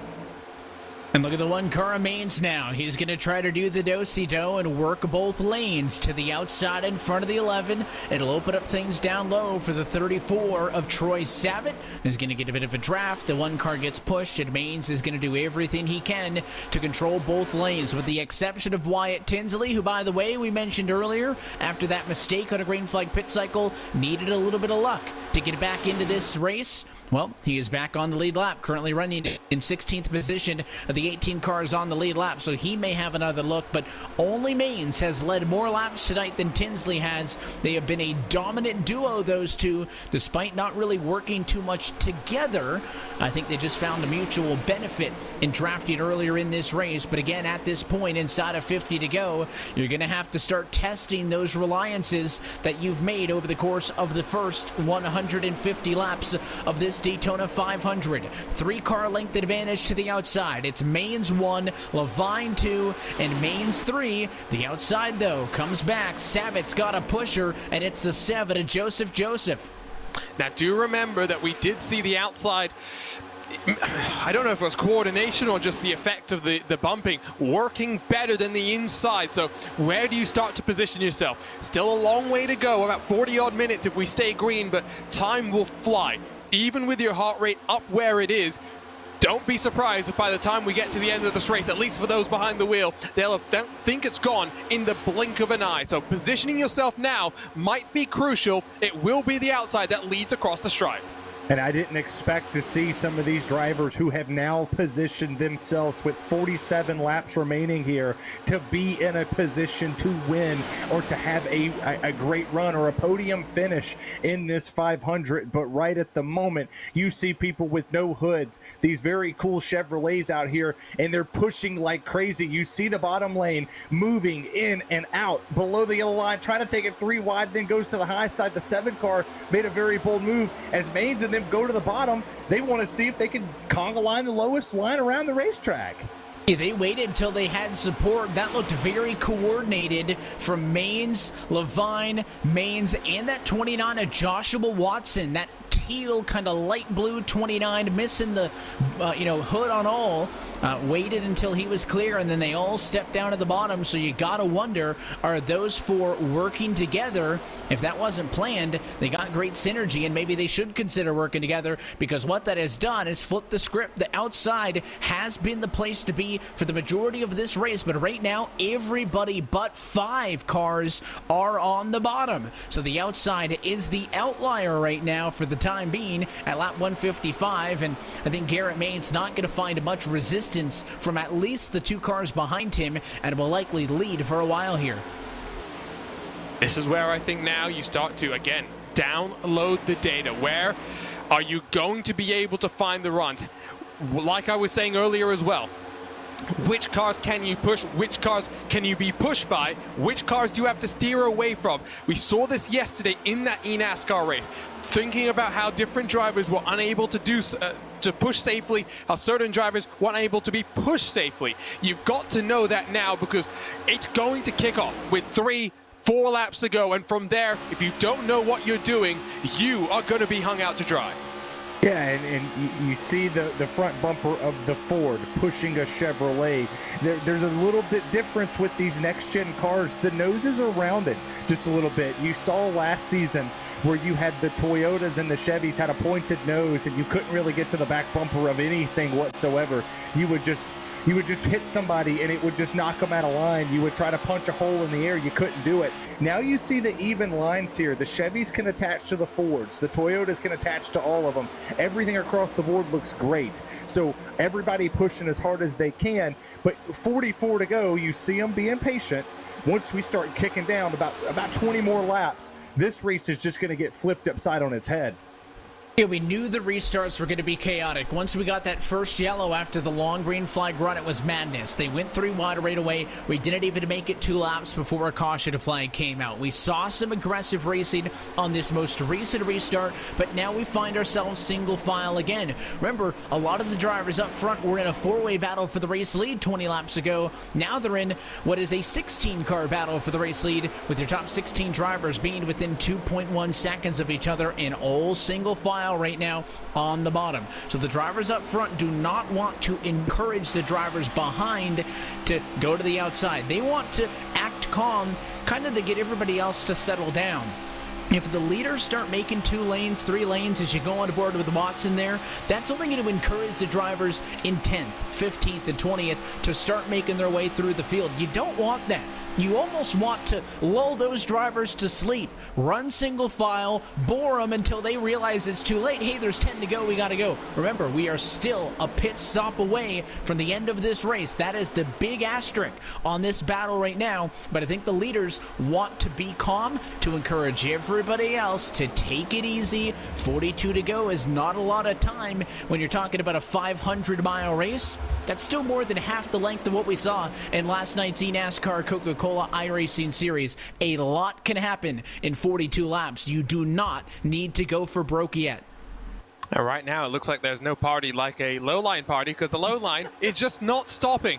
And I'll go back to what I was saying about heart rate earlier. There's the physical intensity of a sim race is not as high as the real world. That's just a reality. You don't have the G-forces, and even though your steering wheel and your pedals, even the higher you go, they can put out a lot of force and require you to be a lot more physical in the input. It's just not the same as having the physical G-forces placed on the body. Now, when it comes to the heart rate, that is very, very similar. And in some ways, I'd even argue that because you don't have the physical sensations, you get even more mentally wrapped up in the race. You get that much more focused, and your heart rate spikes. When we came here for the iRacing Daytona 24, we followed along with one driver because on his private Twitch stream, he had his heart rate up. And riding around, fuel saving in second, his heart was beating at 160 beats per minute.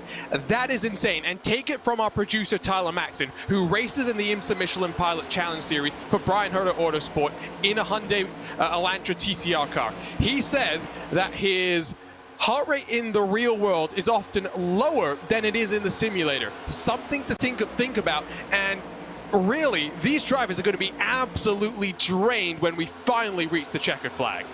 Yeah, man, I bet they're beating like a kid jumping in a puddle. I know going into some of the big races that I've been able to be a part of, just charity-wise, the moment I take the lead, my heart rate instantly jumps up because you don't want to be the person to make the mistake. Like, you don't want to be that person that gets in an accident and takes out the stronger of the field because you decided to flip the script on them. But what is surprising me the most right here is we just had an Ice Cube reference. I'm pretty sure we've had some Gary Allen references, some Garth Brooks. I even mentioned Kenny Chesney in the chat. We're a diverse crew here. You know, we all listen to whatever, but to see these drivers who were essentially dead to rights, we thought for sure that the top 6 was going to do what they were going to do. Top 4 was going to ride single file, be content. Caution comes out. Now 16 drivers have an opportunity to play spoiler in this race. You have all of these drivers that are back on even playing field. But to Evan's point, that pit stop could be the game changer. We've seen mistakes on pit road. We've seen people slide. We've seen people speed.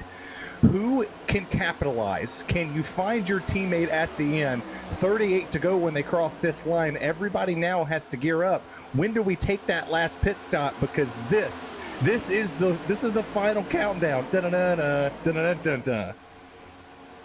I think we're right? I think that pit stop is the difference maker here. All you can do right now is screw it up. Can't win the race till you pit. All you can do right now is screw it up. And I think that pit stop is so important, not just based on formality's sake, right, Arjun? I mean, obviously, you need the fuel to get to the end. The reason it is such a huge difference maker is because I have not one time tonight in a green flag pit cycle seen the same number of cars leave pit road in the lead pack that entered, right? It always gets broken up.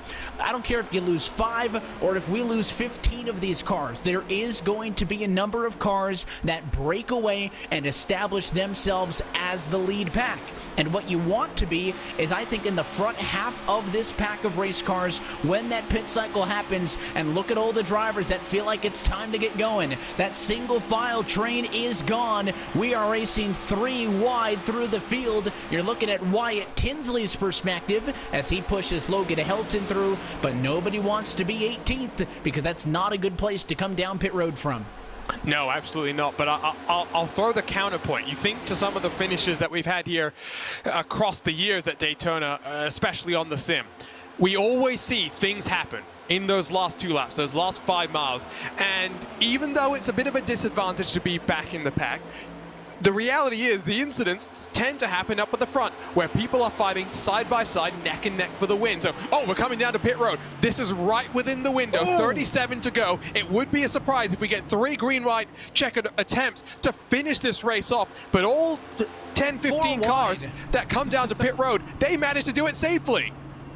Oh my goodness, my heart rate just jumped because I just watched the lap down car, the 25 there of Chris James almost take out the leaders coming on pit lane, and that would have been an absolute game changer. You would have taken the cream of the crop, as Macho Man Randy Savage would say. The best in the field would have been wiped out in this instance, but Sabat taking the lead back. He is reunited with his teammate, 1-2 so far. They'll come down pit lane very soon, and I would expect just gas only, but that caught all of us by surprise here, that they came down in that big of a pack knowing that you could end your race on this pit stop. Like, this could have been it if you would have jumbled it. And I'm telling you, those drivers who almost got clipped there probably are changing some drawers, because that got hairy real quick. Yeah, we noted earlier, you could pit the second you got in the fuel window. You could split the difference and pit with 25 laps to go. You could push it all the way to the end and pit with 13 left. I admittedly was not expecting everybody to make that decision, but they all wanted to pit early. And the advantage for that call is it was the majority of the field. My only concern with making an early pit stop was if you were in the minority, because this is a big enough track that you're not going to get lapped. But a caution, look out, it's right in front of this group of race cars. They survive, as it was Tyler Justice spinning onto the apron. Was he the caution? He was. That was all on his own. Blending off of pit road, gave it too much gas, caught the double yellow, And man, if those leaders had caught up to him 5 seconds earlier, that could have been disaster. And what this is terrible luck for Sabat, Rondoletto, Rixidaba, Delaney, and Woody, who had yet to pit, because they are all going to need to pit under the caution flag, and everybody else who just pitted will cycle through to the race lead.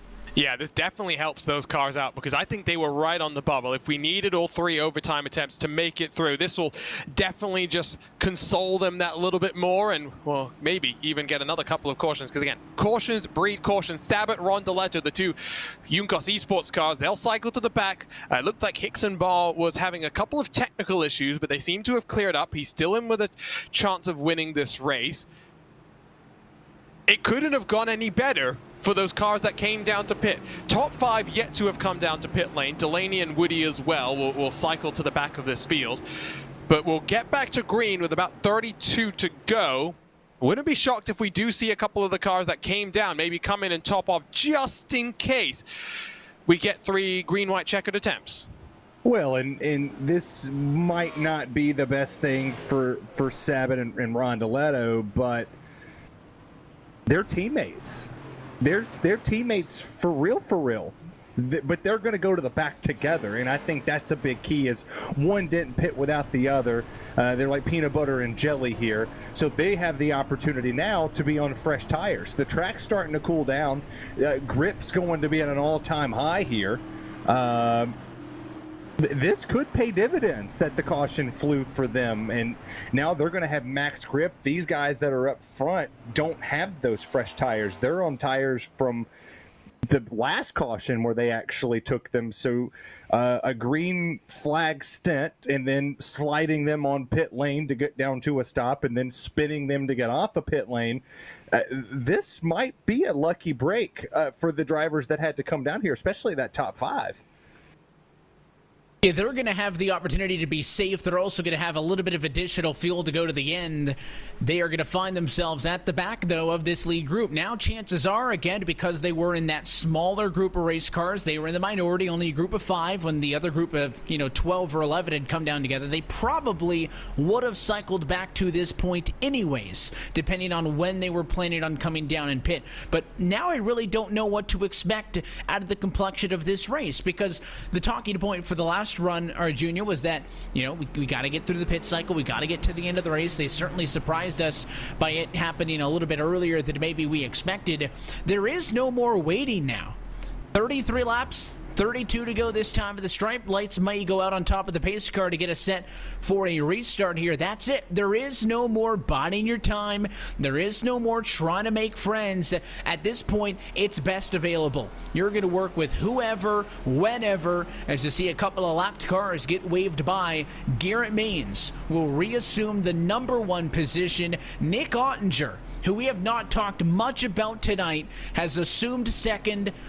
Of course, the drivers ranked 1 and 2 in this race. Both drivers from the eNASCAR Coca-Cola iRacing Series will be on the front row, 31 laps away from an iRacing Daytona 500 win. And I think now you really do look at those 2 eNASCAR drivers to set the tempo, dictate how this race is going to go. We know Ottinger is a very good super speedway racer. We know that Maines has shown a little bit of well, over the last year. Last year maybe not always having the luck, but yesterday went great for him. Terry mentioned it. He's always been the bridesmaid. 2 second-place finishes in 3 days in 2022, just these past week. Can he make it a win? Can he best Nick Ottinger to take home this win? And what stout competition to have, but 2 eNASCAR Coca-Cola Series drivers out there fighting for this chance. And if you're the people back there, if you're Logan Helton, if you're Justin Levine, any of these drivers that fall back to behind these 2, who would you rather follow? Who would you rather say that I beat them to the line for the 2022 Daytona 500 win? I couldn't think of a more stout field, and this is just a bucket list for a lot of these drivers. This time through, we put lap number 169 behind us. There are 31 laps to go from Daytona. Green flag in the air.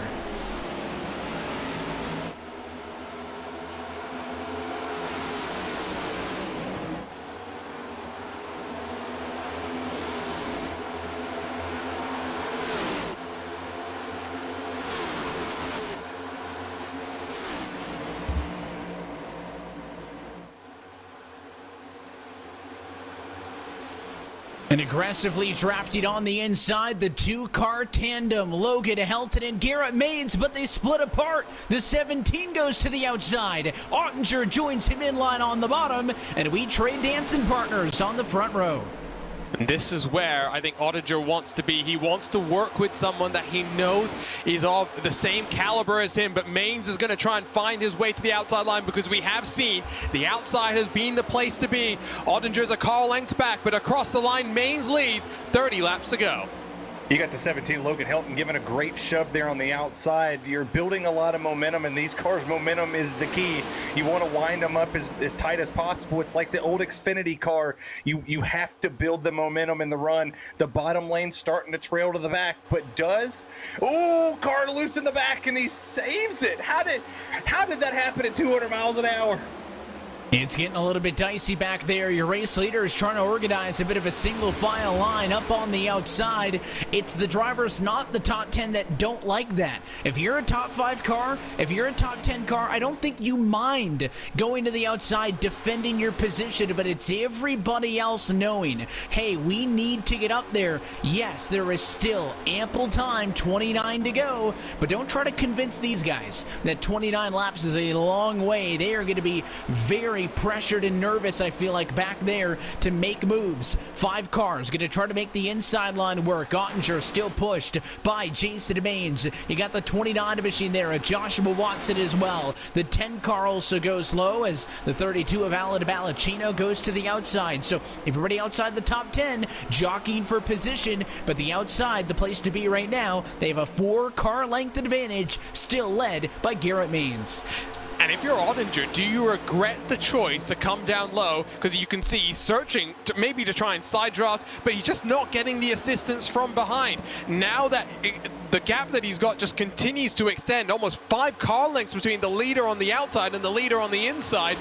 I think this inside is going to have to form themselves up quickly because the outside is rolling very nicely. And if there was a car to do it, Wyatt Tinsley was the man to jump down there. He understood that it's go time. You don't have any opportunities to ride around. That outside lane is the hot ticket at the moment. But Nick Ottinger just beating the back bumper off of that 6, trying to tandem their way to the front, making passes happen without side drafting, and he stayed glued. Here comes Logan Helton to the bottom. It's side by side for the lead as they come around 4.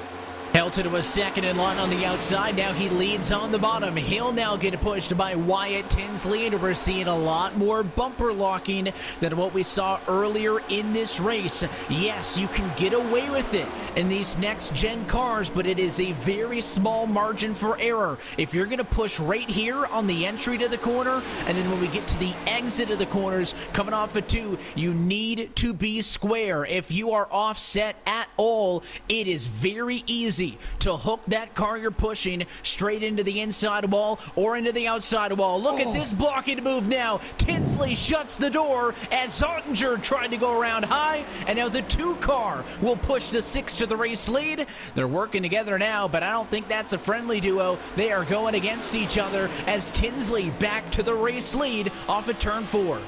Helton's the one that got hung out to dry. And I don't know if necessarily that was just about the momentum and going up to the outside, but the 2 Maines, father and son, Jason Maines was looking to try and slide in front of his son. And I think the 2 and the 6 responded to that upward momentum by cutting up aggressively and almost causing an incident. The low line is stalled out. The low line is nowhere right now. 26 laps to go, and we're running out of time in this 2022 iRacing Daytona 500. And about 20 laps ago, we wouldn't have even imagined that Wyatt Tinsley would take the lead back. We talked about Garrett Maines taking the most laps sled, but here comes Wyatt. He takes the lead back. But to what? To what are we going to see here? We saw the bottom lane prevail, and then we watched them all jump to the outside. Who's going to make the move? Are they going to make it too early? Was the 6th move a courteousness here to see what's going to happen as we get to the end of the race? We showed that the bottom could prevail if they had the fast guys there. The 6 has been the car, in my opinion, that has the most speed, raw speed. Can the rest figure it out to get to his level to make this pass happen as the bottom tries to get formed again?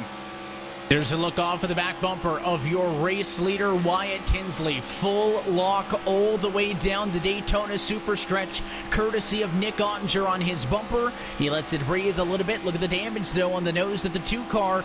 That is going to be concerning if he's pushing as aggressively as he did that time around, lap after lap after lap.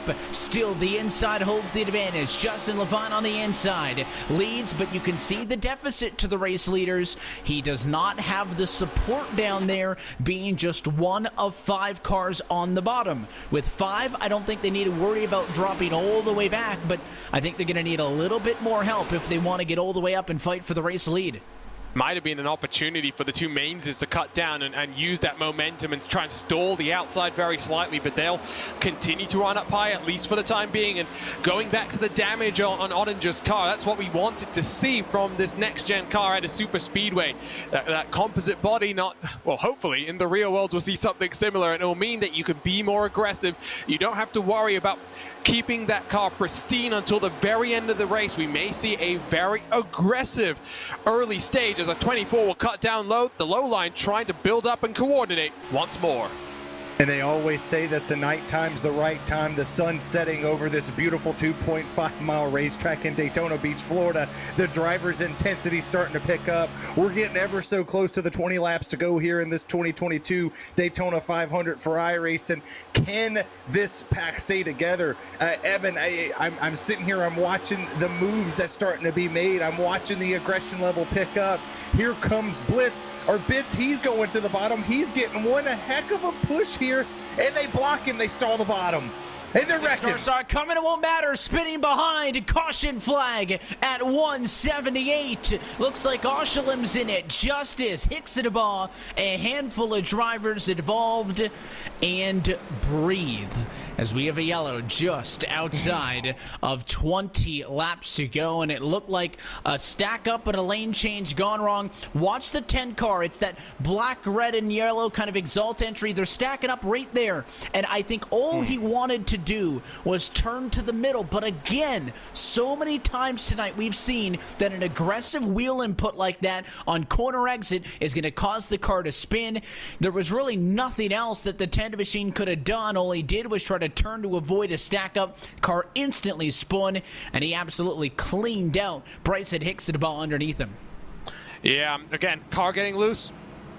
Not much that could be done. There was no contact initially, just the rear end rotating. And again, we've said it before, fast is loose. This is an open setup series. These cars are really on the ragged edge, and for Oscherheim, he was the one that was coming into the party. Now, he is 39 laps down, running in 26th position. He was trying to get up to maybe 24th or so. That might be the day done for him, but we'll slow things down. For now, we'll take a breath. But Terry, still a long way to go, because 20-odd laps here will feel like an age at this point. I'm going to tell you, man, I really thought I was going to lose my voice. I don't know how good I'm going to be at work tomorrow, but this race is going to get even more interesting than it already was. You know, every second that goes on in this race, you think, what can happen next? We've seen the cautions. We've seen the drivers get their laps back. The driver who's leading the race was at 1.1 lap down. He's fought his way back up to the top spot. This race is not over. For the drivers who's back in 15th, 14th, your race has just begun. This is the race within the race. Under 20 to go when we take the green flag. Evan, get your popcorn ready and fasten the seatbelt, because this is going to be one bumpy ride.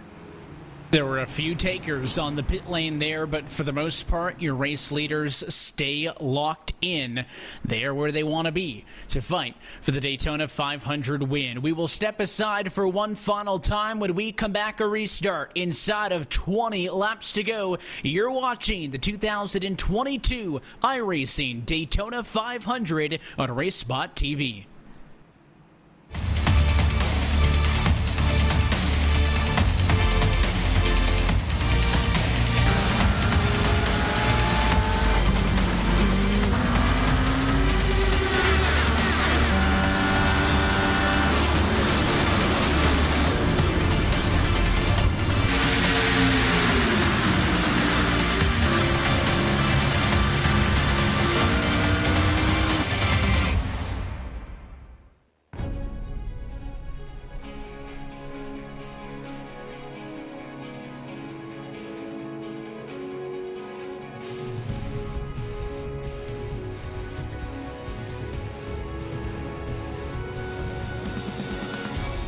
And back live from iRacing's virtual Daytona International Speedway, this time by. Lights on top of the pace car are out. We are getting set for a 19-lap-to-go restart to determine the champion of the 2022 iRacing Daytona 500.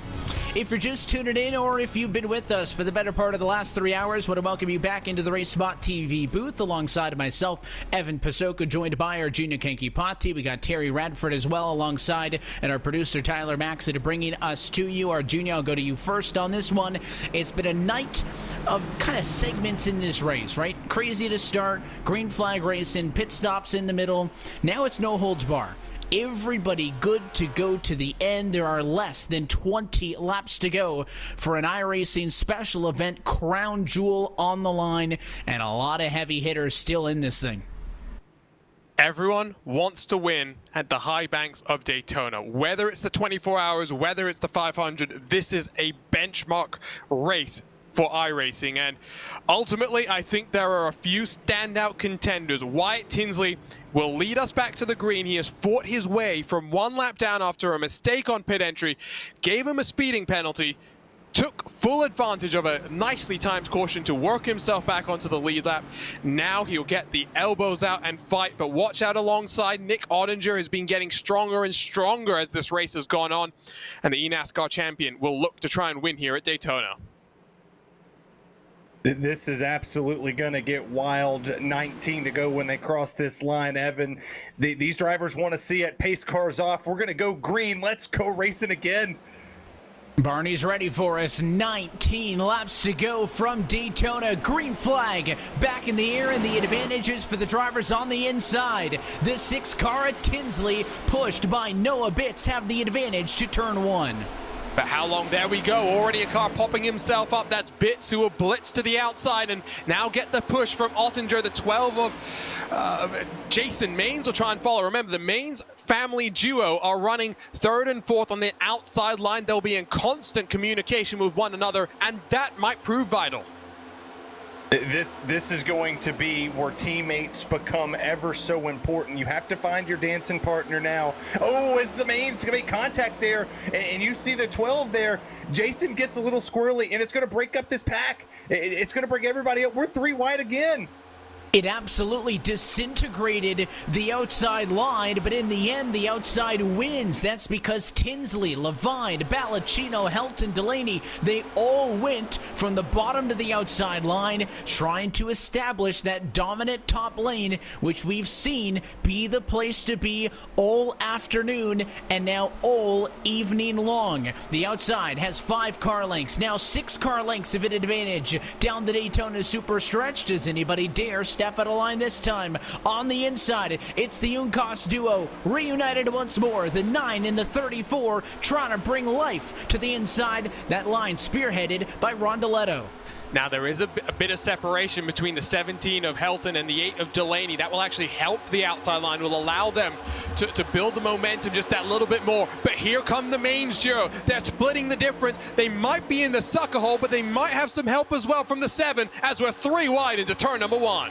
Nobody wants to jump to the middle lane. Everybody wants to go to the high side. The Whiskey River 18 there said, no thanks, I'm going to go to the outside, split the difference here. But who's going to go help the Mainses out? They're all trapped by themselves. The only hope that they could have is if they can get behind the 9 right here.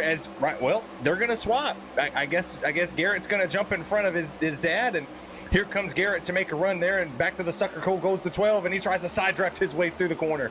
It was a tricky time to do it. Look out, the 2 cars slow, and the 1 of Maines nearly pushed the number 9 machine through Nick Ottinger, who had dove down to the inside line, but the checkup was communicated just in time to avoid some chaos. Now Ottinger will go back down to the inside. He finds support in the 9 of Octavio Rondeletto, but does anybody else go with them? No, it is just those 2 for now. Now here comes Garrett Maines. That is a very forceful trio on the inside, but Maines bails, Ottinger bails, and nobody left to work with the 9 car.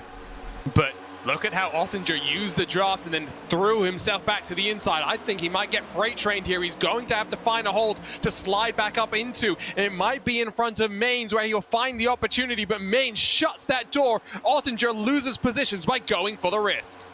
And we have a little bit of issues in the back. Jason gets into the back bumper here of a driver, almost gets him in the wall, but you look at what's going on. They all go back to the outside. Who makes the run? 15 to go. When do you make the time? When is the timing going to be right for a lane at the bottom to start building forward momentum here? You're starting to weed out who's going to have a chance to win. And as I say that, the 33, and well, we're gonna take 2 cars to the bottom here. Yeah, I still think just getting a solid group of 5 or 6 cars together is the way to go instead of playing hopscotch. And don't get me wrong, it's hard to find 5 drivers that'll stick with you.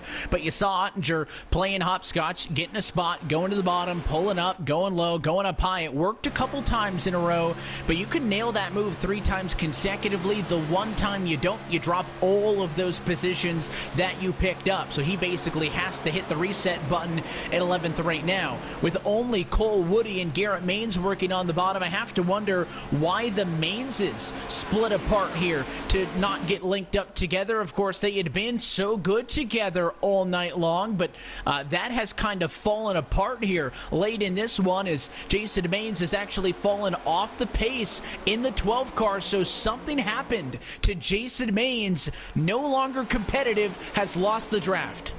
Now, I'm not sure if he got some damage or maybe he's overheated, but it was actually Garrett that instigated the fall through the field for his father. So I wonder if there'll be some family squabbles at the dinner table maybe in the future. But it's that point of the race. It's every man for himself. We're getting towards 10 laps to go.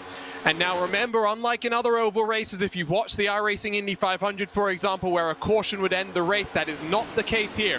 If needed, we will go into overtime, a couple of additional laps. That might be very well on the cards. I have no doubt in my mind that overtime's on the table, and we're just pulling what card's going to happen, who's going to fall first. The dominoes are stacked. We're 3 wide in the back. We're trying to find positions. Everybody's trying to get to the bottom. We're figuring out who's going to move it to the front. Everybody's good on fuel, at least the people who came down later on after the caution flag had waved. Who makes the move? We haven't seen the top 5 really make a position here. Side drafting's going to get crazier. Oh my, I mean, we only got 12 laps to go, by the way. It is definitively go time here at Daytona International Speedway. There is no more time to form alliances, no more time to find a dancing partner, no more time to make up for lost ground. You need to go now, and more drivers are trying to join the Uncos duo on the inside. You still got the 9 of Rondeletto, pushed by the 34 of Sabat, but now they've got company. Noah Bitts has joined them. The 26 machine of Jake Sylvia's down there. The 13 of Bryson Hixenbaugh, the 35 machine of Joseph Piscata. So there's a lot of drivers trying to add some oomph to that charge on the inside, but still the magic number is 4. The outside has been consistently in battles like this 4 cars better than the bottom.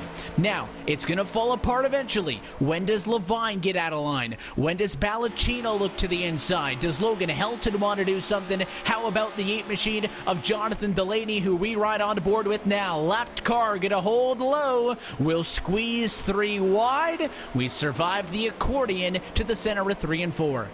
It might take one of those front, the cars running 2nd through 4th on the outside line to come down to get that momentum rolling for the inside.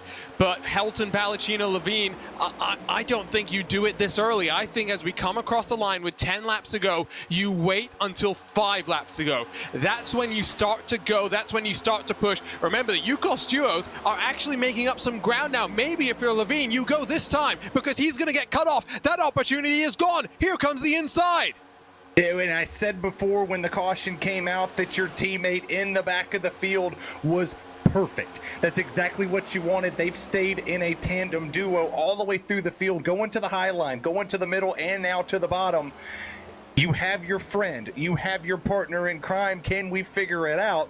They're making headway on the bottom, and it's virtually a deadlock on cars to there.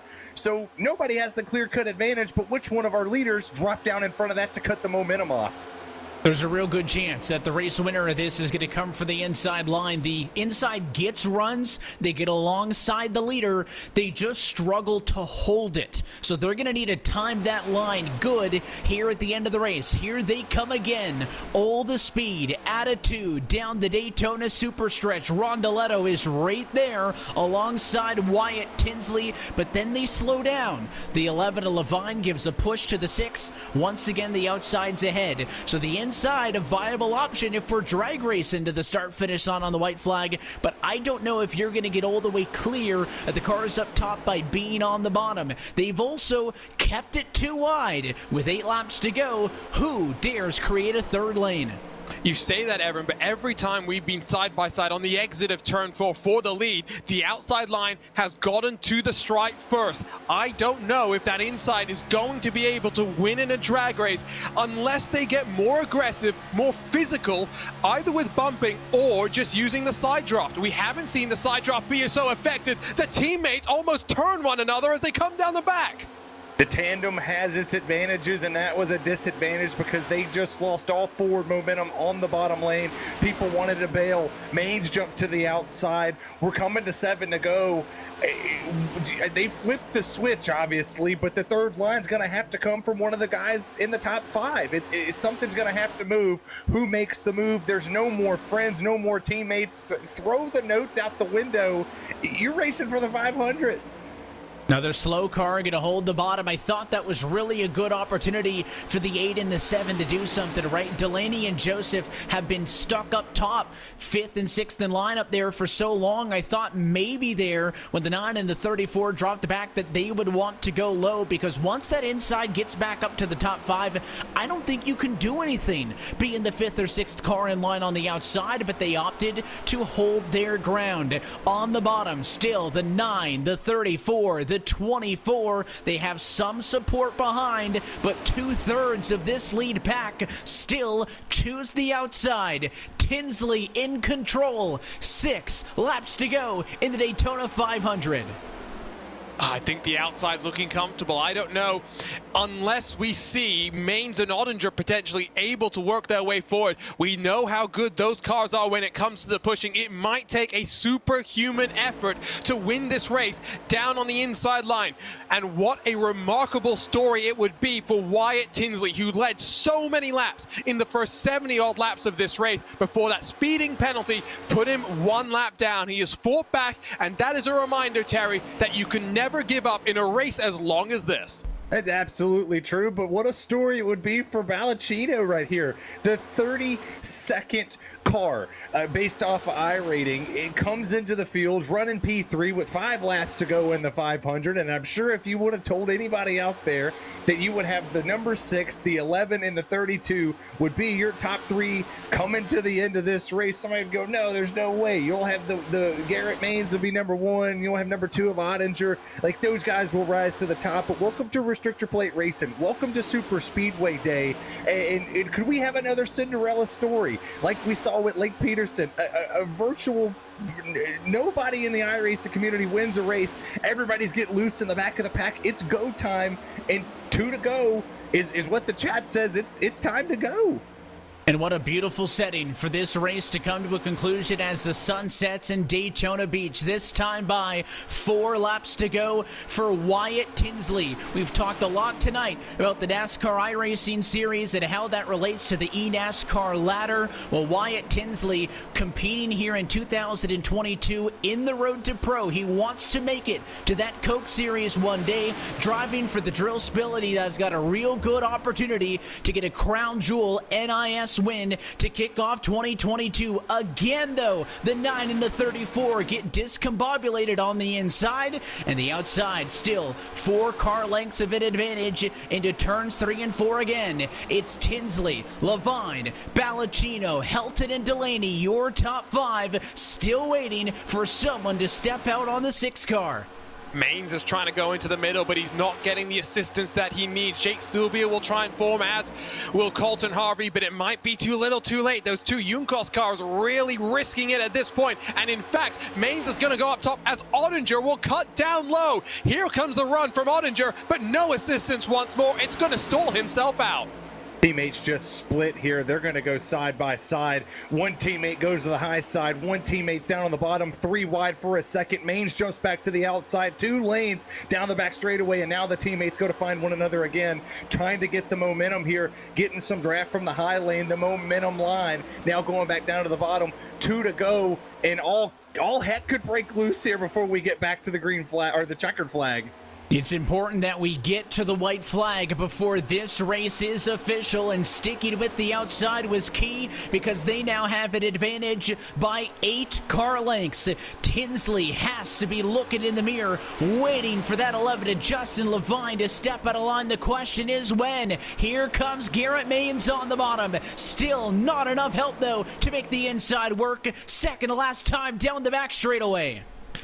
The 9 car goes aggressive, but the low line just not coordinating. When will Levine, when will Balacino, when will Helton step out here, coming into turn 3 and 4 for the penultimate time? We're going to see the white flag here as they come through turns 3 and 4 for the second to last time. Who makes the move first? Will the 11 go? Will you see the 32 make the move? Who goes with him? There's a wreck. There's a wreck, and it's 1 car. No caution's going to come out here. White flag's in the air. This race is official. The yellow flag in the back pocket. We are racing for the win in the iRacing Daytona 500. Tinsley still the advantage. Levine second. Balacino third. Where is the challenge going to come from? I think the 2 Junkos teammates came together off turn 4. Not sure if there was contact or if it was a car getting loose. Words will be spoken. Here comes the move to the inside from the 17. Can the low line get coordinated? Final time into turn number 3.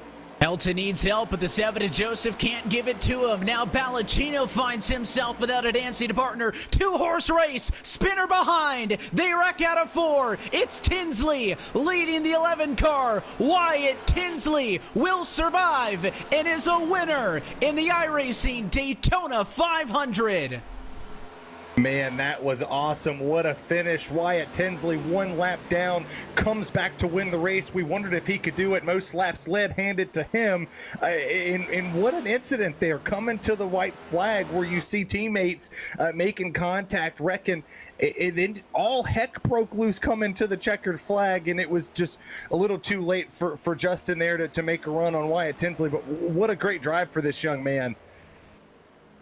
And it all started to fall apart. You could see the desperation start to sink in, and one by one they fell to the wayside, fighting behind them. The 11 car of Justin Levine stuck with the 6 all the way to the final corner, but the 6 shook him off of turn 4, and uncontested to the start-finish line was Wyatt Tinsley, who will celebrate as the 2022 iRacing Daytona 500 champion. And what a fitting end for all the ups and downs that he had, our junior, for how dominant he was early before falling back. That last lap was the 85th lap led of the night for Wyatt Tinsley. He edges Garrett Maines by 1, who led 84. And I think the best car in this Daytona 500 took the win. Tinsley fights back from all that was thrown at him tonight, the mistakes and all of the fighting in the pack to get back up front. And he celebrates as a champion. And this sets him up very nicely for tomorrow as he kicks off his road to trying to fight in the eNASCAR Coca-Cola iRacing Series. Maybe some of the big teams will see this as a sign that Wyatt Tinsley is here to be recognized. What more does 2022 hold in store for Wyatt Tinsley? That's how you kick off the road to pro. Wyatt Tinsley wanting to compete to the eNASCAR Coca-Cola iRacing Series on the RTP ladder this year, and he kicks off 2022 with an NIS special event major win in the Daytona 500. A final margin of victory, 0.124 seconds over the lone Ford in the top 10. Justin Levine coming home in second, ahead of Alan Balacino in third. Jonathan Delaney finishes fourth tonight. He does squeak out Garrett Maines, who was in the conversation all night long. Jake Sylvia comes home in 6th, ahead of Bryson Hicks-Dabaugh 7th. Joseph comes home 8th. He's ahead of Logan Helton in 9th, and Colton Harvey rounds out your top 10. Troy Sabat comes home 11th, and there was contact between him and Octavio Rondaletto, the two Juncos esports cars. I'm very curious how that post-race debrief will go. Nick Ottinger only 12th, just not able to get the momentum. He tried whatever he could to get to the inside, but no assistance. He's 12th with Cole Woody, Joshua Watson, Noah Bitts, and Rondaletto, the cars finishing on the lead lap. Tyler Justice, Jason Maines, 1 lap and 2 laps down respectively, and then we get to the cars that really struggled with some damage. Jesse Atchison and Joseph Pizzicato. Coming home in P21 right here, you look at Pablo Francis, 19 laps down, Chris James 22nd, Jonathan Hernandez in 23rd, Jonathan Oshalim, Colin Fern down there in 25th, Astor in 26th, Travis Manning, Adam Blocker, Robert, and then Logan Sheets rounds out the 30th position. We talked about some of these other names earlier in the night, just didn't come to fruition for the likes of Matt Forcapa. You got Brad Newman, Cameron Ruggles, Lucas Plessel, Justin Bolton, and Malik Ray rounds out your 36-car grid. That is a look top to bottom at tonight's RaceSpotTV full race results from the World Center of Racing. Well, a primetime end to this race that started under the Daytona sun some 3 hours and change ago, and another edition of the iRacing Daytona 500 comes to a close. And Gina, jump back to you first on this one. I mean, it had everything we expected. Green flag runs, chaotic race, it all the way down to the wire, cars on their lids and all.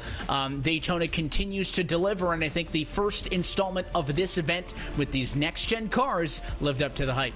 Hopefully this is a preview of what we're in store for this weekend, because that was fun even when it was stop and start, even when we had a large majority of the field involved in an incident within the opening 50 laps or so. We then waited, we knew it was going to intensify, and intensify it did. What a special event this is, and it really does celebrate the fact of how far iRacing has come, right? I mean, 20 plus special events, 4 different disciplines of racing, and the next time we have one of these special events, we'll be back road racing.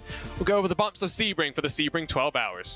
Well, of course, if you saw the action tonight and want to get involved in it, you can still take a crack at the iRacing Daytona 500 later this week. I know, excited to be a part of tonight's coverage on RaceSpotTV. Terry, hope you had a fun time joining us and calling all of the action as we saw some of the biggest names on the service. Several drivers from that Coke Series level come here to compete tonight. Yeah, I absolutely had a blast. This was probably one of the coolest events I've got to sit down and do. This, I believe, would be the first time I've ever done a full-length race on iRacing, and to sit here and call it with two phenomenal broadcasters and commentators alike is just an honor. And for RaceSpot to bring me in and say, hey, your first show is going to be this. No pressure, it'll be the 500. So it's pretty awesome. And I don't know, that Sebring thing sounds pretty fun. I don't know if I got something for a country boy out there to go do that. But hey, it's past midnight on the East Coast, and I got to work in the morning, but the party don't stop. Let's do it.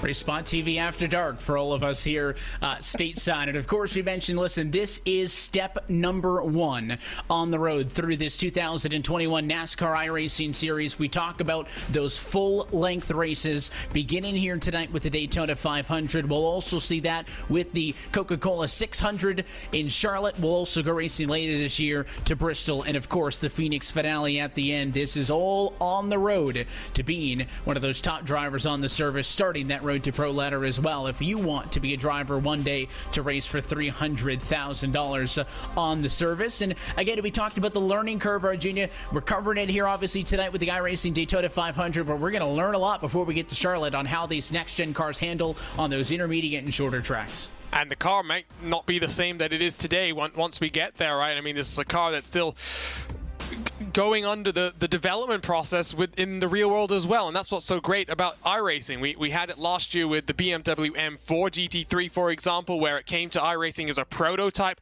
before it was a full-fledged race car, and it got its final update earlier this year to match what we see in the real world.